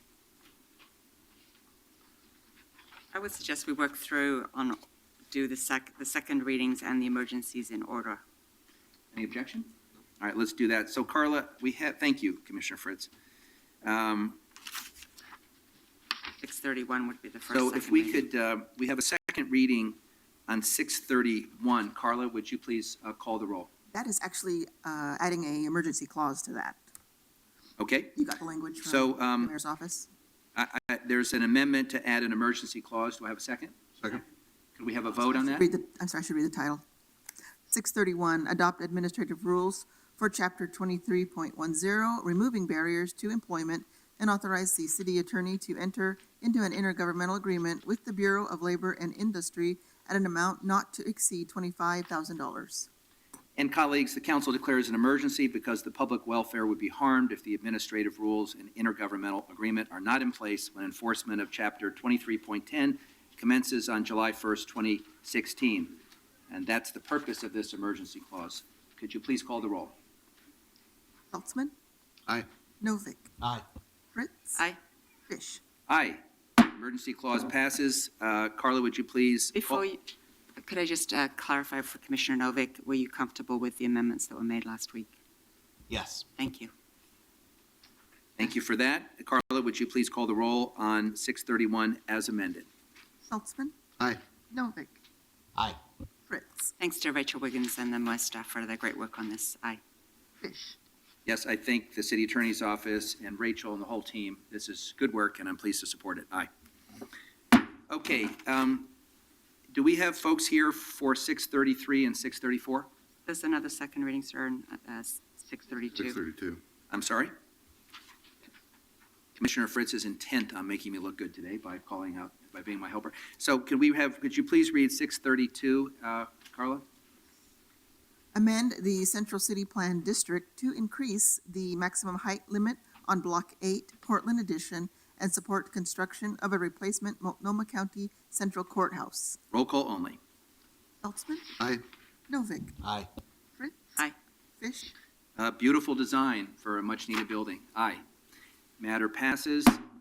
Carla, let's go to council item 633. Authorize application to the U.S. Department of Justice, Office of Justice Programs, Bureau of Justice Statistics for a grant in the amount of $400,337 for the 2016 National Crime Statistics Exchange Implementation Assistance Program for the Regional Justice Information Network to transition to national incident-based reporting systems. Carla, would you please also read in concert council item 634? Authorize application to the U.S. Department of Justice, Office of Justice Programs, Bureau of Justice Assistance for a grant in the amount of $496,987 for the Encouraging Innovation Field-Initiated Programs Fiscal Year 2016 Competitive Grant for Law Enforcement Engagement with Immigrant and Refugee Communities. So I have Captain Elmore presenting, or whoever is here, please come forward, and with the panel, come forward, introduce yourselves, and we'll kick it off. Welcome. Good morning. Good morning, Commissioners. How are you doing? I'm Captain Vince Elmore, and today I would like to talk to you about a federal grant that will impact two of the three divisions that I'm in charge of, one being the Records Division and the other being the Region Sustainment Team. To my right, I have the Program Manager, Tammy Mayer, who is over the Region Sustainment Team, and also to her right, Kim Rourke, who is the Global Regional Administrator, and they are my subject matter experts today. We're asking for authorization of a U.S. Department of Justice, Office of Justice Program, Bureau of Justice Statistics for a grant in amount of $400,337 for the National Crime Statistics Exchange Implementation Assistance Program. This will impact the Regional Justice Information System, which you know as Region, authorization application transition to the National Incident-Based Reporting System, which is NIBRS. So the discussion, why are we talking about this? The ordinance authorizes the mayor to apply for this grant. The grant will assist Region and 34 Oregon partners that transfer the Oregon National Incident-Based Reporting System to the National Incident-Based Reporting System, which is called NIBRS. So why are we here? The Federal Bureau of Investigation announced its intention to establish NIBRS in the law enforcement crime data reporting standards for the nation. The Department of Justice is making grant funds available for the national project. This is not a competitive grant. It has no financial or budgetary impact on our organization. Region Oregon partners, which are 34 of them, have been unable to report their crime data in ONIBRS in accordance with the federal requirements and received permission from the Oregon State Police to transition to NIBRS. The region partners voted and are in favor of the transition. Reporting crime data will provide more detailed statistics for integral agency decisions, making it easy to enhance our public safety and address the livability issues in our community. Additionally, complying with the federal requirements for crime reporting allows the agency to compete for federal bonds and levies to supplement their budgets and provide more community-related programs. The most important part is if you have any concerns about this grant, members of the public may be concerned about the federal government aspect of the grant. However, the FBI and the Bureau of Justice Statistics have been collecting data since 1871. In 1930, the Bureau of Investigation, known to us today as the FBI, has been responsible for collecting national statistics and producing uniform crime reports. The FBI, the Portland Police Bureau already reports this data and crime statistics. The grant will help PPB make the necessary changes so that we can report the new format and make the deadlines. The approval of this grant is a solution to accurate reporting for the national standard and format that FBI has brought before us. The grant prepares us for success in the 2016-2017 data, and will also be prepared to do 2015. That's the synopsis of it. ONIBRS has not been very successful at all. NIBRS is. Do you have any questions? Colleagues? Seems pretty straightforward. Thank you. Do you ladies have anything to add? Okay. Nice job. Carla, has anyone signed up to testify on these items? I do not have a sign-up sheet for this. Does anyone wish to testify? Seeing none, we're going to take a vote on both. We'll start with Council Item 633. Saltzman, Aye. Novick, Aye. Fritz. Thank you for your work. Aye. Thank you, Captain Elmore and team, for your testimony. Aye. Thank you. And Carla, would you please call the roll on Council Item 634? Saltzman, Aye. Novick, Aye. Fritz. And I know that this does have many community partners, including ERCO, Lutheran Community Services, and others. Aye. Fish. Aye. The matter passes. Dan, 637 is the next emergency. Should we go to that? I think, is someone here for the Central City Concern matter? I'm fine if we just go ahead and vote without the presentation. Okay, Carla, would you please read Council Item 637? Amend a contract with Central City Concern to increase the not-to-exceed amount by $572,137 and extend the expiration date until October 31, 2016, to provide additional treatment readiness services, transitional housing, and follow-up retention support services to chemically dependent homeless adult chronic arrestees. Now, Carla, we've already had a hearing on this, correct? Yes, We had so there's testimony. several items that we had to pull over from last week because they were emergencies we didn't Okay, have so we've for. had a hearing, and it's been described to us that this is just an extension of the existing contract, is not awarding a new contract or new services, and it's a bridge funding until the current RFP process is concluded. I believe that states the case. Commissioner Saltzman, do you have anything to add? No, I don't. Carla, would you call the roll, please, on item 637? Saltzman, Aye. Novick, Aye. Fritz. Aye. Fish. Aye. Carla, let's go to 640. Authorize the purchase of the 5E telephone migration system in an amount not to exceed $2,766,000. Welcome.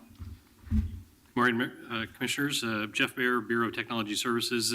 I'll keep my remarks brief. This is a request to pursue what we call a telephone migration system project, basically moving our analog system over to a voice over internet protocol. This timing of this project is very well timed with the Portland Building renovation project so that we can take advantage of being able to have a system in place and infrastructure in place for being able to easily move from an analog system to a VoIP-based system. So the adds, moves, and changes for moving people around once we start migrating away from the Portland Building, it'll be very helpful. It's an aging system. It was installed back in 2001, so we have an aging infrastructure. That was very succinct. Council colleagues, questions? Carla, has anyone signed up to testify in this matter? I do not have a sign-up sheet. Would anyone wish to testify on item 640? Seeing none, we'll take it to a vote. Please call the roll. Saltzman, Aye. Novick, Aye. Fritz. I appreciate that this will actually save money, even though it's a big number to start off with. Aye. Fish. Aye. Matter passes. Thank you. Carla, we're going to skip ahead to Council Item 642 and invite Eric Johansson to come forward and present. 642, authorize a borrowing of not more than $34,476,000 in anticipation of the Fire and Police Disability and Retirement Fund levy for fiscal year 2016-2017. Mr. Johansson, that looks like a big number. Yes, it is. We already It's our- had the hearing on this too, though. Pardon me? We had the hearing on this too, didn't we? Yes, It we was did from- have the from hearing. last So we can just, I just want to make sure that no one had any follow-up questions. Hearing none. Carla, please call the roll. If we were sitting a little closer, she could just pass me notes, but yeah, that's the problem. there you go. Saltzman, Aye. Novick, Aye. Fritz. Aye. Fish. Aye. And at the risk of bothering that 641 was similar, it was just carried over, so we just vote on that one Want to too. do that too? Yeah. Okay, Carla, let's read 641 as well. Amend Master First Lien Sewer System Bond Ordinance and Master Second Lien Sewer System Bond Declaration to provide Bureau of Environmental Services greater operational flexibility and clarify provisions of the master documents. Vote only. Saltzman, Aye. Novick, Aye. Fritz. Aye. Fish. Aye. The matter passes. Thank you. Carla, let's skip ahead to 644. Authorize a temporary entertainment event and site preparation work by Cavalia from June 13 to September 19, 2016. The Honorable Matt Grum is with us this morning. Matt, welcome. Mr. Saltzman? Well, we're just pleased that we're helping to bring in the Cavalier Horse Show, I believe. And they've been here before, and this gives them a temporary permit to be here for longer than 2 weeks. And Matt Grum can handle any tough questions. Also have staff from the Bureau of Development Services and a representative from Cavalia here as well. Matt, I went to this show a few years ago, and it was actually spectacular. So when I saw it, it was in the River District, just past the fields. What's this The location? Zidell Yards is their plan right now. The Zidell Yards? Yeah, right at the foot of the bridge. Makes sense. And is there a plan for parking in that? Yes, there is. Alex? So I'm very supportive of the ordinance in general. I'm concerned about waiving the sign code. There's a reason that we have a sign code, that we don't have larger signs than everybody else's. So is there a reason that this particular entity has to have a bigger sign? My understanding is that's part of their marketing plan, is to have that sign you can see it from the freeway and the bridge. But of course, council can amend anything they wish. Colleagues, I think this is a slippery slope that the minute we start saying that people can have bigger signs, everybody's going to say, why can't I have a bigger sign? So I'd prefer to amend it so that that particular direction is removed. We'll look to you, Matt, and Commissioner Just Saltzman removing as to whether that's the- acceptable. That would certainly preserve the requisite quorum for passing the emergency. Yeah, I believe we can just strike item B after now, therefore, the council directs. The provisions of section 32.32.030.K.6 of the sign code of the city of Portland, Oregon is hereby waived to allow a 42.5 foot by 40 foot by 8 foot sign. We just strike that provision. Dan, you're the sponsor. Is that acceptable? Yes. That's a substantive amendment. Council, is it sufficiently framed? It is. So Carla will vote on the amendment. Seconded by Second. Saltzman, Aye. Novick, Aye. Fritz. Thank you. Aye. Aye. The amendment passes. Who's the representative from Cavalia that's here? Welcome. And we wish you much success. It's a wonderful show. Would anyone like to testify on this matter? Okay, Carla, let's take it to a vote. Saltzman, Aye. Novick, Aye. Fritz. Thank you for being here, and thank you for entertaining the amendment. Aye. Fish. Aye. Matter passes. We're now going to proceed to council item 645. Amend contract with Cascadia Behavioral Healthcare, Inc. to add $100,000 for the provision of permanent supportive housing for homeless veterans. Commissioner Saltzman. I don't have any talking points on this, but this is something we have worked with Cascadia, and they're doing a great job providing services for veterans, homeless veterans. I would urge adoption.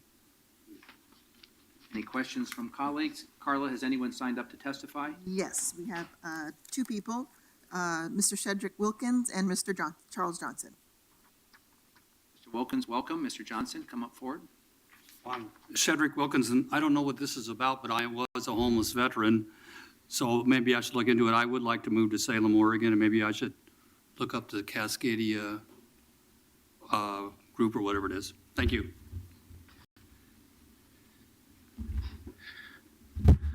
Good morning, Commissioners. I'm pleased that, given the scope of our homelessness crisis, we think that this $100,000 for Cascadia will be sufficient. If you have a moment to, I guess it would be Mr. Saltzman's portfolio, it'd be great to know that we really have finally achieved that aspirational objective of 100% housing for the veterans that are in crisis in our city. Thank you. Before we take a vote, we have some special guests here. Where are you from? Well, welcome to your Portland City Hall. We're glad you're here. We're glad you're all here, watching democracy in action. Okay, Carla, let's call the roll on council item 645. Saltzman, Aye. Novick, Aye.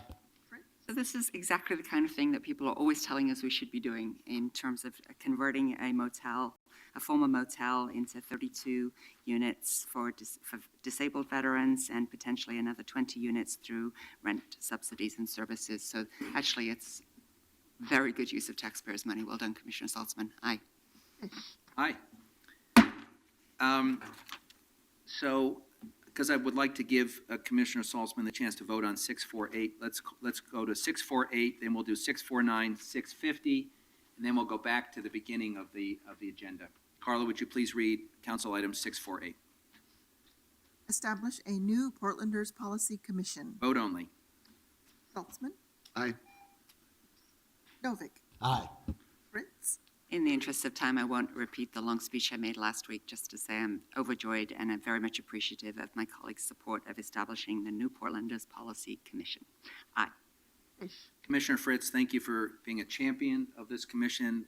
The hearing last week was very inspiring, and I think we are all committed in making sure this commission really has a seat at the table and a long-term substantive role in our policymaking. So thank you for your leadership. Aye.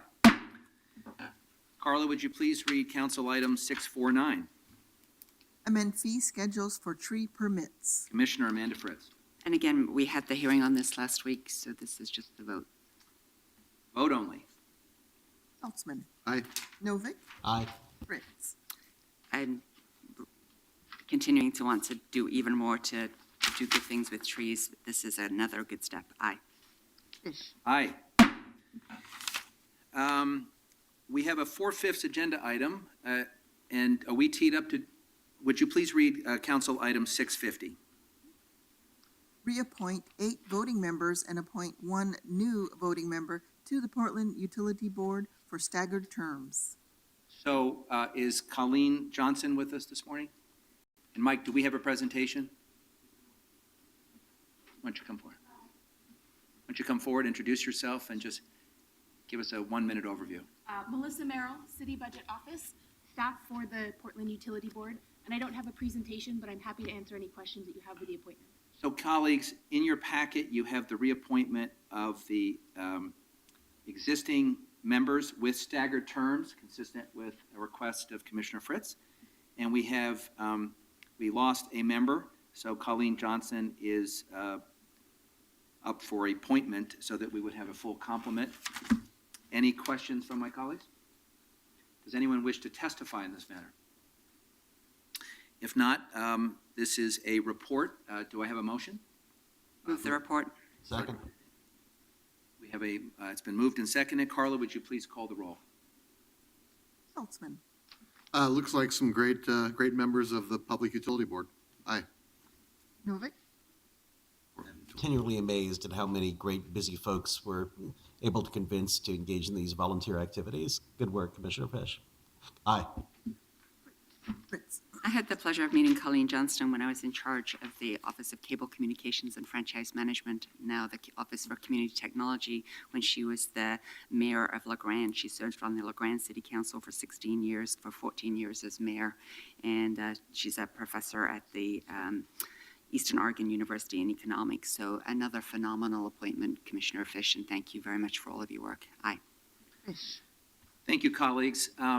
We're really proud of the relationship both with the Portland Utility Board and the Citizens Utility Board and the role they're playing as the sort of community watchdog on all the work we do at our public utilities. And they've been helpful in crafting our budgets, in providing policy guidance, and we're just getting started. And we're asking a lot of these citizen volunteers.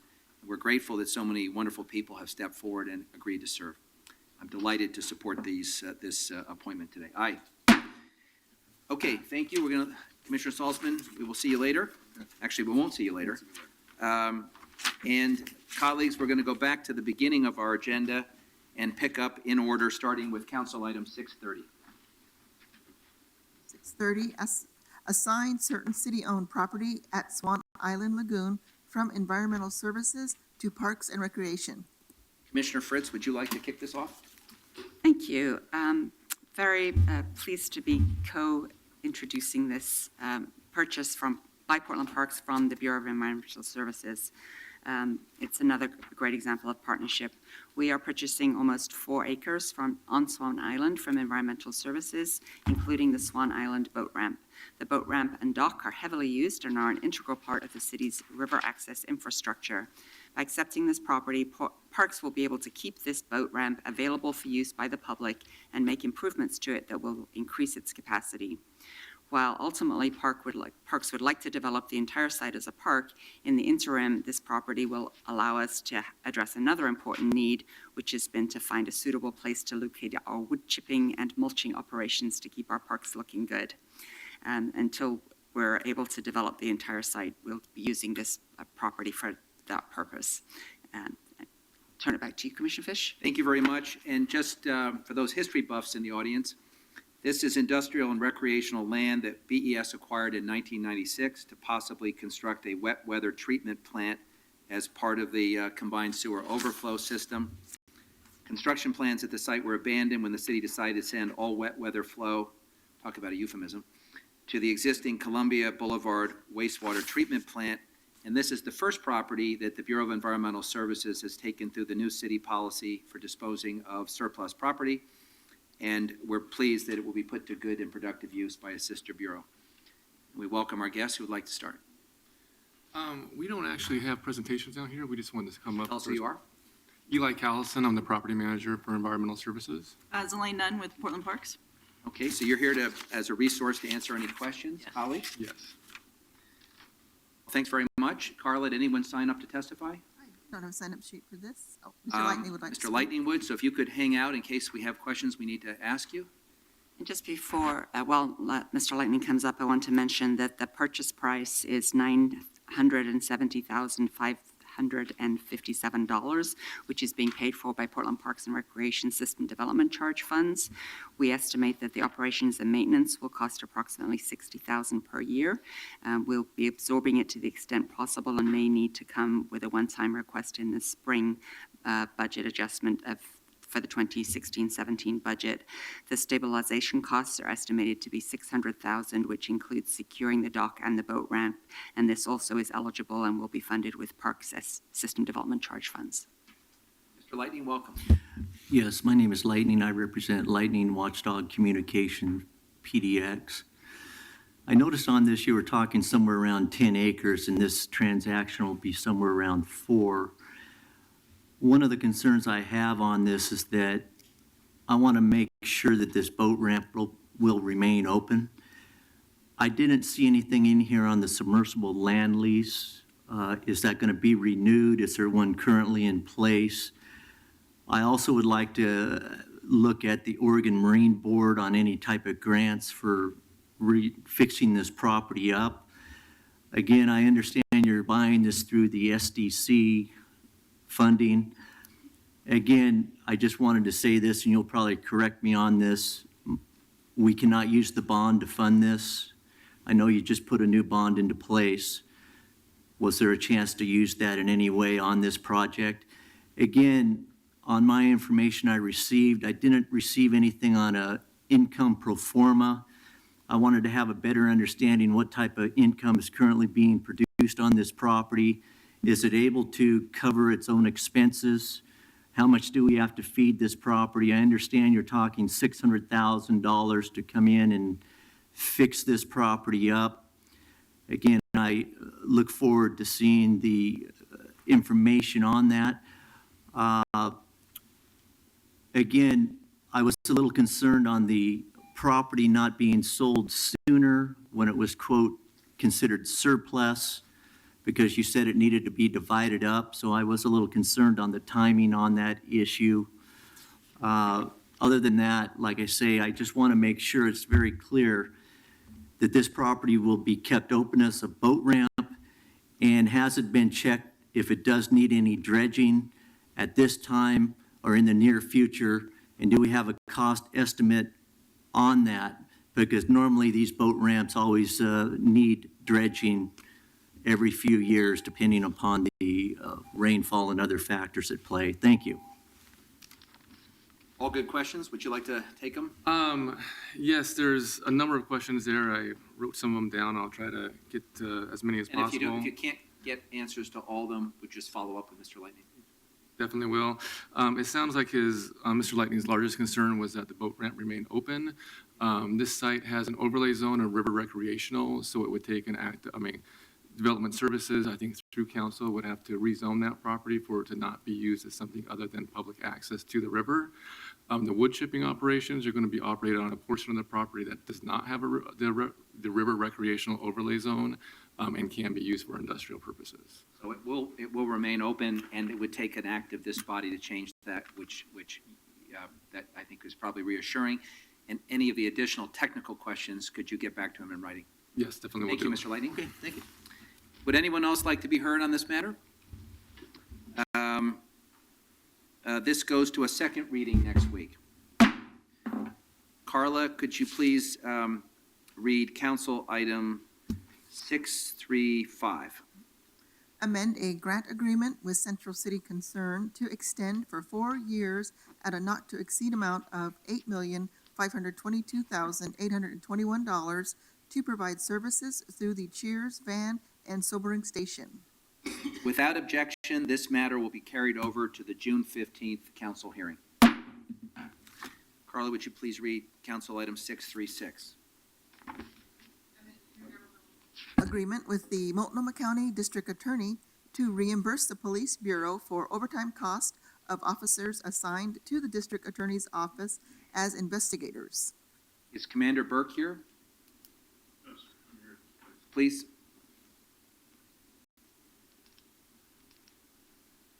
Just need your name and welcome. Good morning. I'm Cliff Bachgalupi. I'm a lieutenant with the Detective Division, sitting in place for Commander Burke. And would you care to give us any testimony in support of this? Sure. Why should we support this? Why should you support it? Well, hopefully I can convince you of that. We've had this agreement in place for a while, and basically the Portland Police Bureau has contributed 3 officers to the position of DA investigators. The DA investigators help the district attorneys in preparation for trial, investigations, pre-trial. They serve subpoenas, they locate and sometimes transport witnesses, and they perform very critical functions before, during, and even sometimes after trial. And so we provide 3, and I believe their total number is roughly 10 DA investigators, so we provide about a third of those investigators. Sorry, so are you testifying in support of 636? I don't have the exact number, but Carla, are they separate or are they joined? I thought they were separate. Yeah, is that before us, or did we just read 636? You did read 636. I'm sorry. Go ahead, sir. Am I okay? Yep. Okay. So at any rate, we provide roughly a third of the DA investigators. Those investigators investigate roughly 70% of the investigatory work is done within the city of Portland. So this agreement mutually benefits both the city of Portland and Multnomah County. It's worked quite well for some time. And we are essentially force multipliers for each other. And many of these cases are cases that we're bringing to the district attorney in the first place. And so it's simply assistance going forward. And we're simply asking that Multnomah County be allowed to continue to reimburse for overtime expenses up to $33,522.23 to be exact for the upcoming fiscal year. Just raise your voice a bit so I can hear you. Commissioner Fritz. So we obviously want Multnomah County DA to pay us for the work that our staff are doing. My question is, given the Police Bureau's well-known staffing issues, do we have the capacity to have 3 members working full-time there? Well, that's an interesting question. That's actually something that we faced in the last fiscal year. We actually sent one of our investigators back to the street, and I don't know exactly the amount of time, but I want to say it's within the last 6 months or so. That particular officer is slated to go back to the DA investigator position July 1. So we do have the capacity to pull them if operational needs. Yeah, it's capacity and it's also commitment to this particular. I mean, I guess capacity is an issue of perspective because we are quite short right now. This is such a critical function that we do on the cases that the officers are bringing to the DA's office in the first place, that we do feel that it is of critical nature that we staff those positions. Thank you. I hope I answered your question. Thank Other questions, colleagues? Carla, has anyone signed up to testify? I do not have a sign-up sheet for this. Would anyone like to be heard on this matter? This matter, therefore, goes to a second reading next week. Thank you, sir. Thank you, Commissioner. Next up is Council Item 638. Accept bid of Cedar Mill Construction Company LLC for the Matt Dishman Community Center Pool and Spa Repairs Project for $563,000. Christine Moody, the Chief Procurement Officer of the City of Portland, is here. Welcome. Good morning, Commissioners. Christine Moody.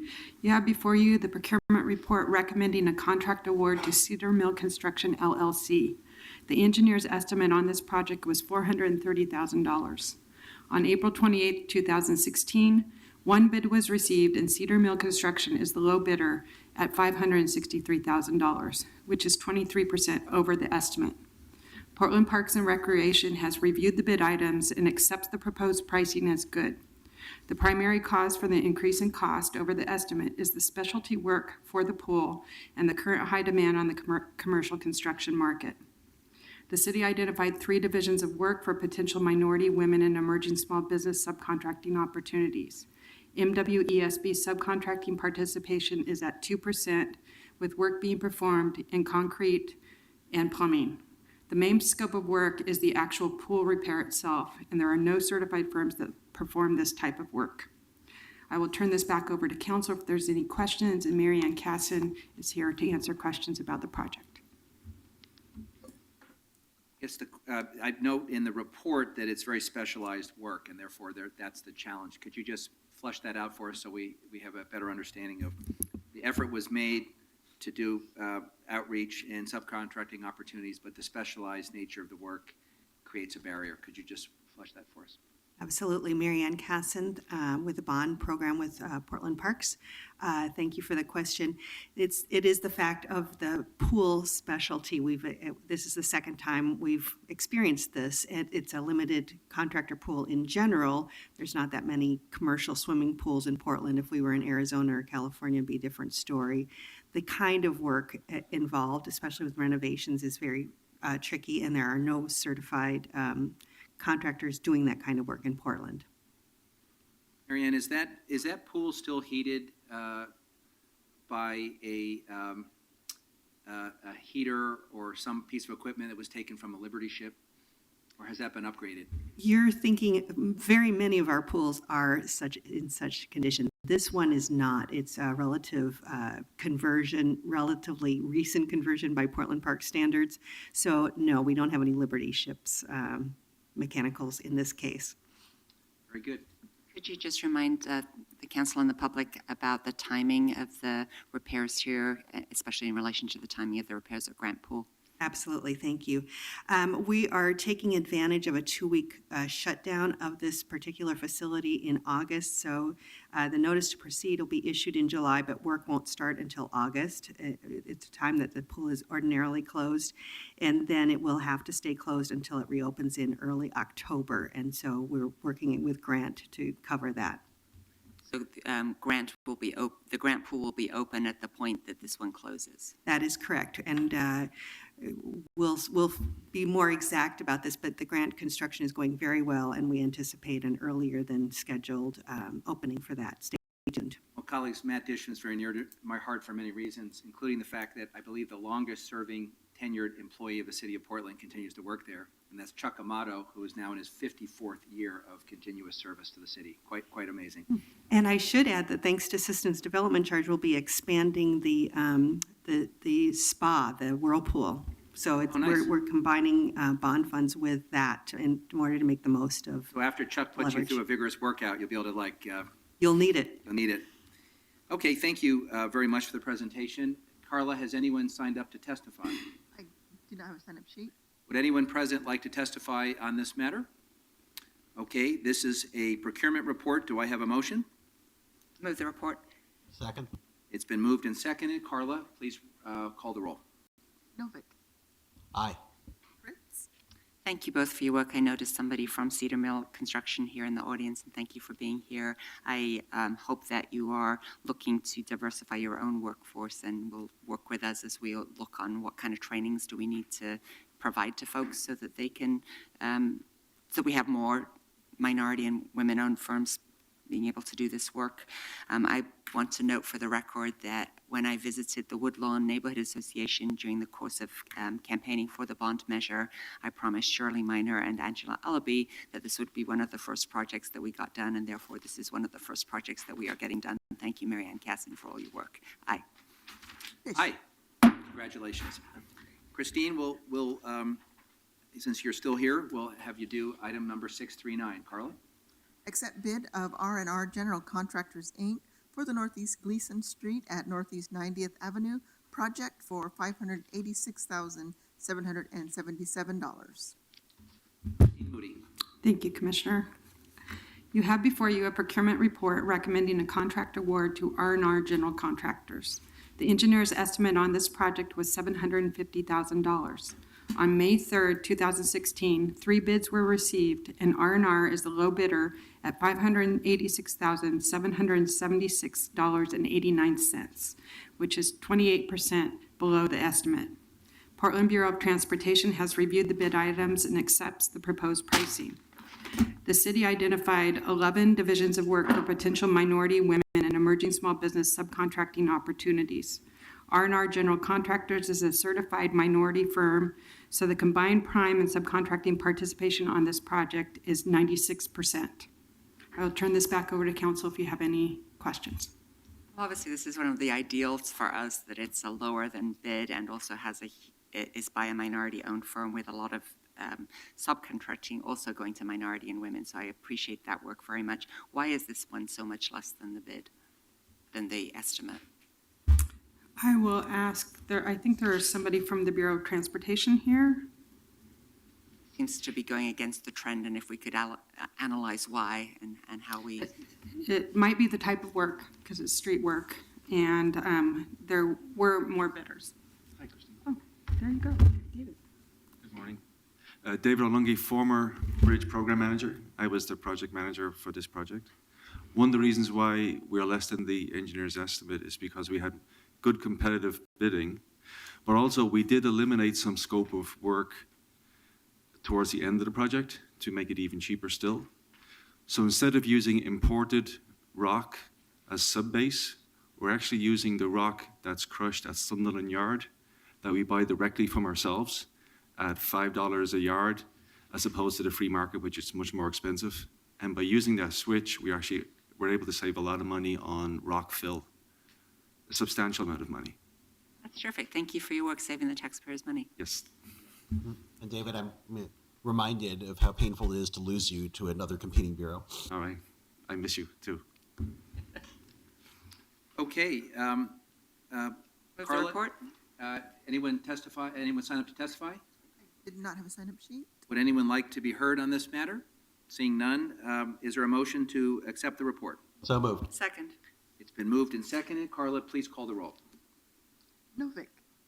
Aye. Fritz. Job, Commissioner. Aye. Aye. Matter passes. Congratulations. Carla, let's move to council item 643. Authorize a 1% dedicated fund account and authorize the Chief Procurement Officer to conduct solicitations and execute agreements in support of the Community Benefits Plan for the Washington Park Reservoirs Improvement Project not to exceed $1,145,500. We've had a hearing on this, and it was continued till today for a vote only. Please call the roll. Novick.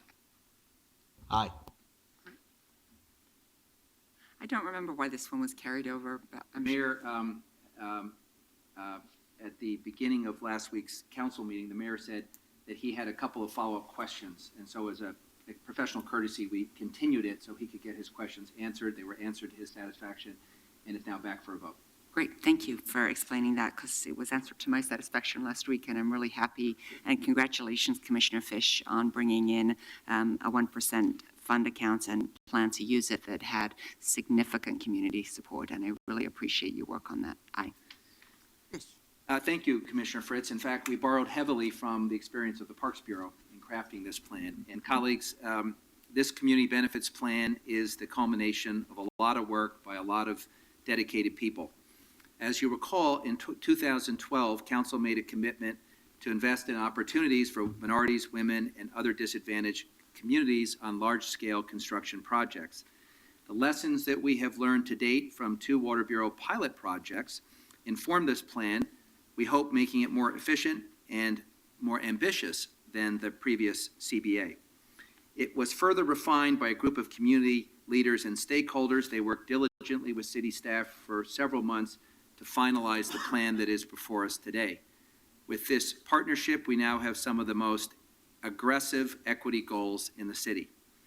I'd like to begin by thanking the city team that led this effort: Christine Moody, Chief Procurement Officer; Tracy Reeves, City Attorney; Mike Stewart, Director, Portland Water Bureau; and Teresa Elliott, Chief Engineer, Portland Water Bureau. I'd also like to thank the stakeholders whose input was essential, and they include the following: Maurice Roming, President of O'Neill Electric; Andrew McGaw, Executive Director of Work Systems, Inc.; Kelly Haynes, Senior Project Manager, Work Systems, Inc.; Willie Myers, Executive Secretary Treasurer of the Columbia Pacific Building and Construction Trades Council. Say that a few times. And Michael Birch, Community Relations and Outreach Representative, Pacific Northwest Regional Council of Carpenters. Colleagues, this plan represents the city's ongoing commitment to equity, to expanding opportunity for minorities, women, and other disadvantaged communities. It took a lot of hard work to get here, and we have a plan that puts our collective values into action. I'm very proud of this final product and pleased to vote aye. And I want to also close by thanking my team, including Liam Frost and Sonia Schmansky. Aye. Okay, we have 2 more items. We have 646, which is on the consolidated plan. And do we have someone from the Housing Bureau to present on that? Okay, so why don't we hold off on that for a second? And Steve, are you ready to go forward on 647? I believe Lance is here to take us through it. So Carla, let's take them out of order, and let's start with council item 647. Vacate Northeast Alderwood Drive, north of Northeast Alderwood Road, subject to certain conditions and reservations. Commissioner Novick. Lance Lindahl. Hello, Commission. Before you today is a street vacation of Northeast Alderwood Drive, north of Northeast Alderwood Road. The vacation is proposed in order for the petitioner to consolidate property for future industrial development. The adjacent 47 and 1/2 acre site is owned by the petitioner and was rezoned for industrial use by a unanimous vote of City Council back in 2013. The property is one of the largest parcels of vacant industrial land in the region, and it can accommodate up to 1 million square feet of space for distribution and manufacturing purposes. Northeast Alderwood Drive provides secondary access for the adjacent property owners and does not connect to any other public rights-of-way. A paved asphalt strip was recently removed as a part of site preparation and wetland mitigation work being done by the petitioner for development. If you have any questions, I can take them. Thank you for a very succinct presentation. Council colleagues, questions? Is there anyone here who would like to be heard on this matter? No one signed up. All right, the hearing is closed and the ordinance goes to a second reading next week.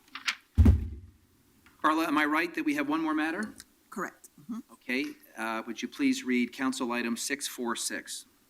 Adopt and authorize the submission of the 2016-2020 Consolidated Plan and the fiscal year 2016-2017 Action Plan application for the Community Development Block Grant, Home Investment Partnership, Emergency Solutions Grant, and Housing Opportunities for Persons with AIDS programs to the U.S. Department of Housing and Urban Development.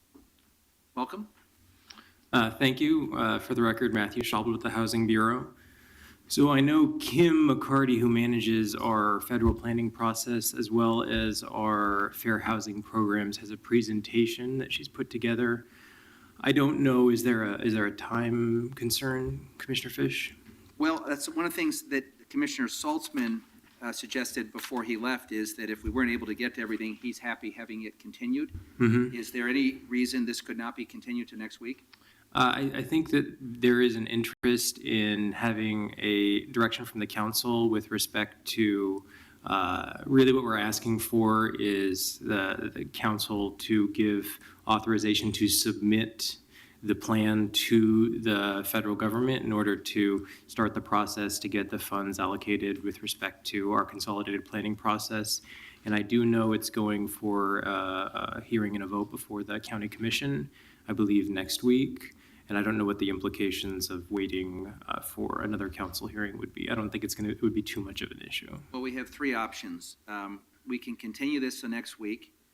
We can continue this to 2 o'clock to see if there are any issues my colleagues have. And if not, we can just adopt it pro forma at 2. Or we can do it now without Kim being here. I think my preference would be to continue it to 2, just to make sure that there's no community objection and my colleagues have no questions, and we could just adopt it prior to our hearing, but I'll follow the lead of my colleagues. So 30 minutes was requested for this item, and it's over $10 million. And I certainly want us to apply for grants to get over $10 million. It's feeding into a continuing concern I have that we have large amounts of money that I don't know specifically where they're going to. I'm sure that the Bureau does, somebody does, but I don't know that the public does.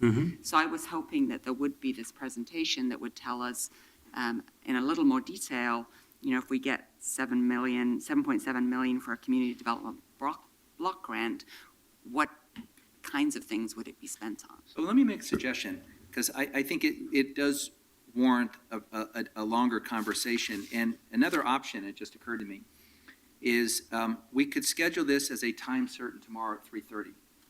Tomorrow we have a 30-minute report at 2. We have votes on the budget stuff. That's pro forma. We do a roll. We have a 3 o'clock time certain, which is just a first reading where we're taking up the last minute amendments. Pretty confident by 3:30 we would have an available slot, and then we could either take the full 30 minutes or less. How would colleagues feel about that? That would be my preference. Yeah. And that way, we could also have a full presentation, and if anyone in the public wants to comment, does that keep us on track? Sure, I think that would keep us on track. And I'm also happy to kind of go through both the planning process as well as the budget, if that's a I preference. think the other virtue of tomorrow is the housing commissioner, who is presenting the comp plan, will be here to also answer questions. So No, he's out from 12:30 to 2. Well, tomorrow? tomorrow Thursday. afternoon. I think he's here. And you wanted to schedule it for when? What time? Thursday afternoon, 3:30 time certain. The 3 o'clock is the comp plan for 2 hours. Did you want to bump?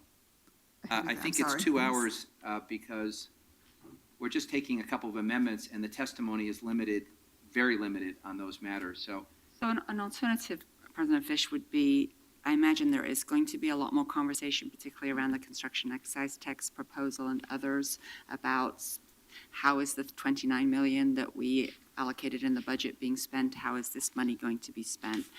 As I say, I'm more than happy to apply to the federal government for $10 million or more.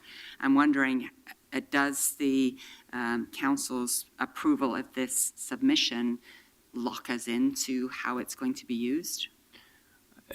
So the consolidated plan establishes the framework, but council tends to, as council did this last budget cycle, to make adjustments to the federal planning process, and the Bureau reconciles that with the federal government. I think as we go through this presentation, you'll find that oftentimes as we try to expand some of our home ownership programs in East Portland, for the future fiscal year and through this budget cycle, we were swapping out some TIF funds for some federal funds to give us geographic flexibility.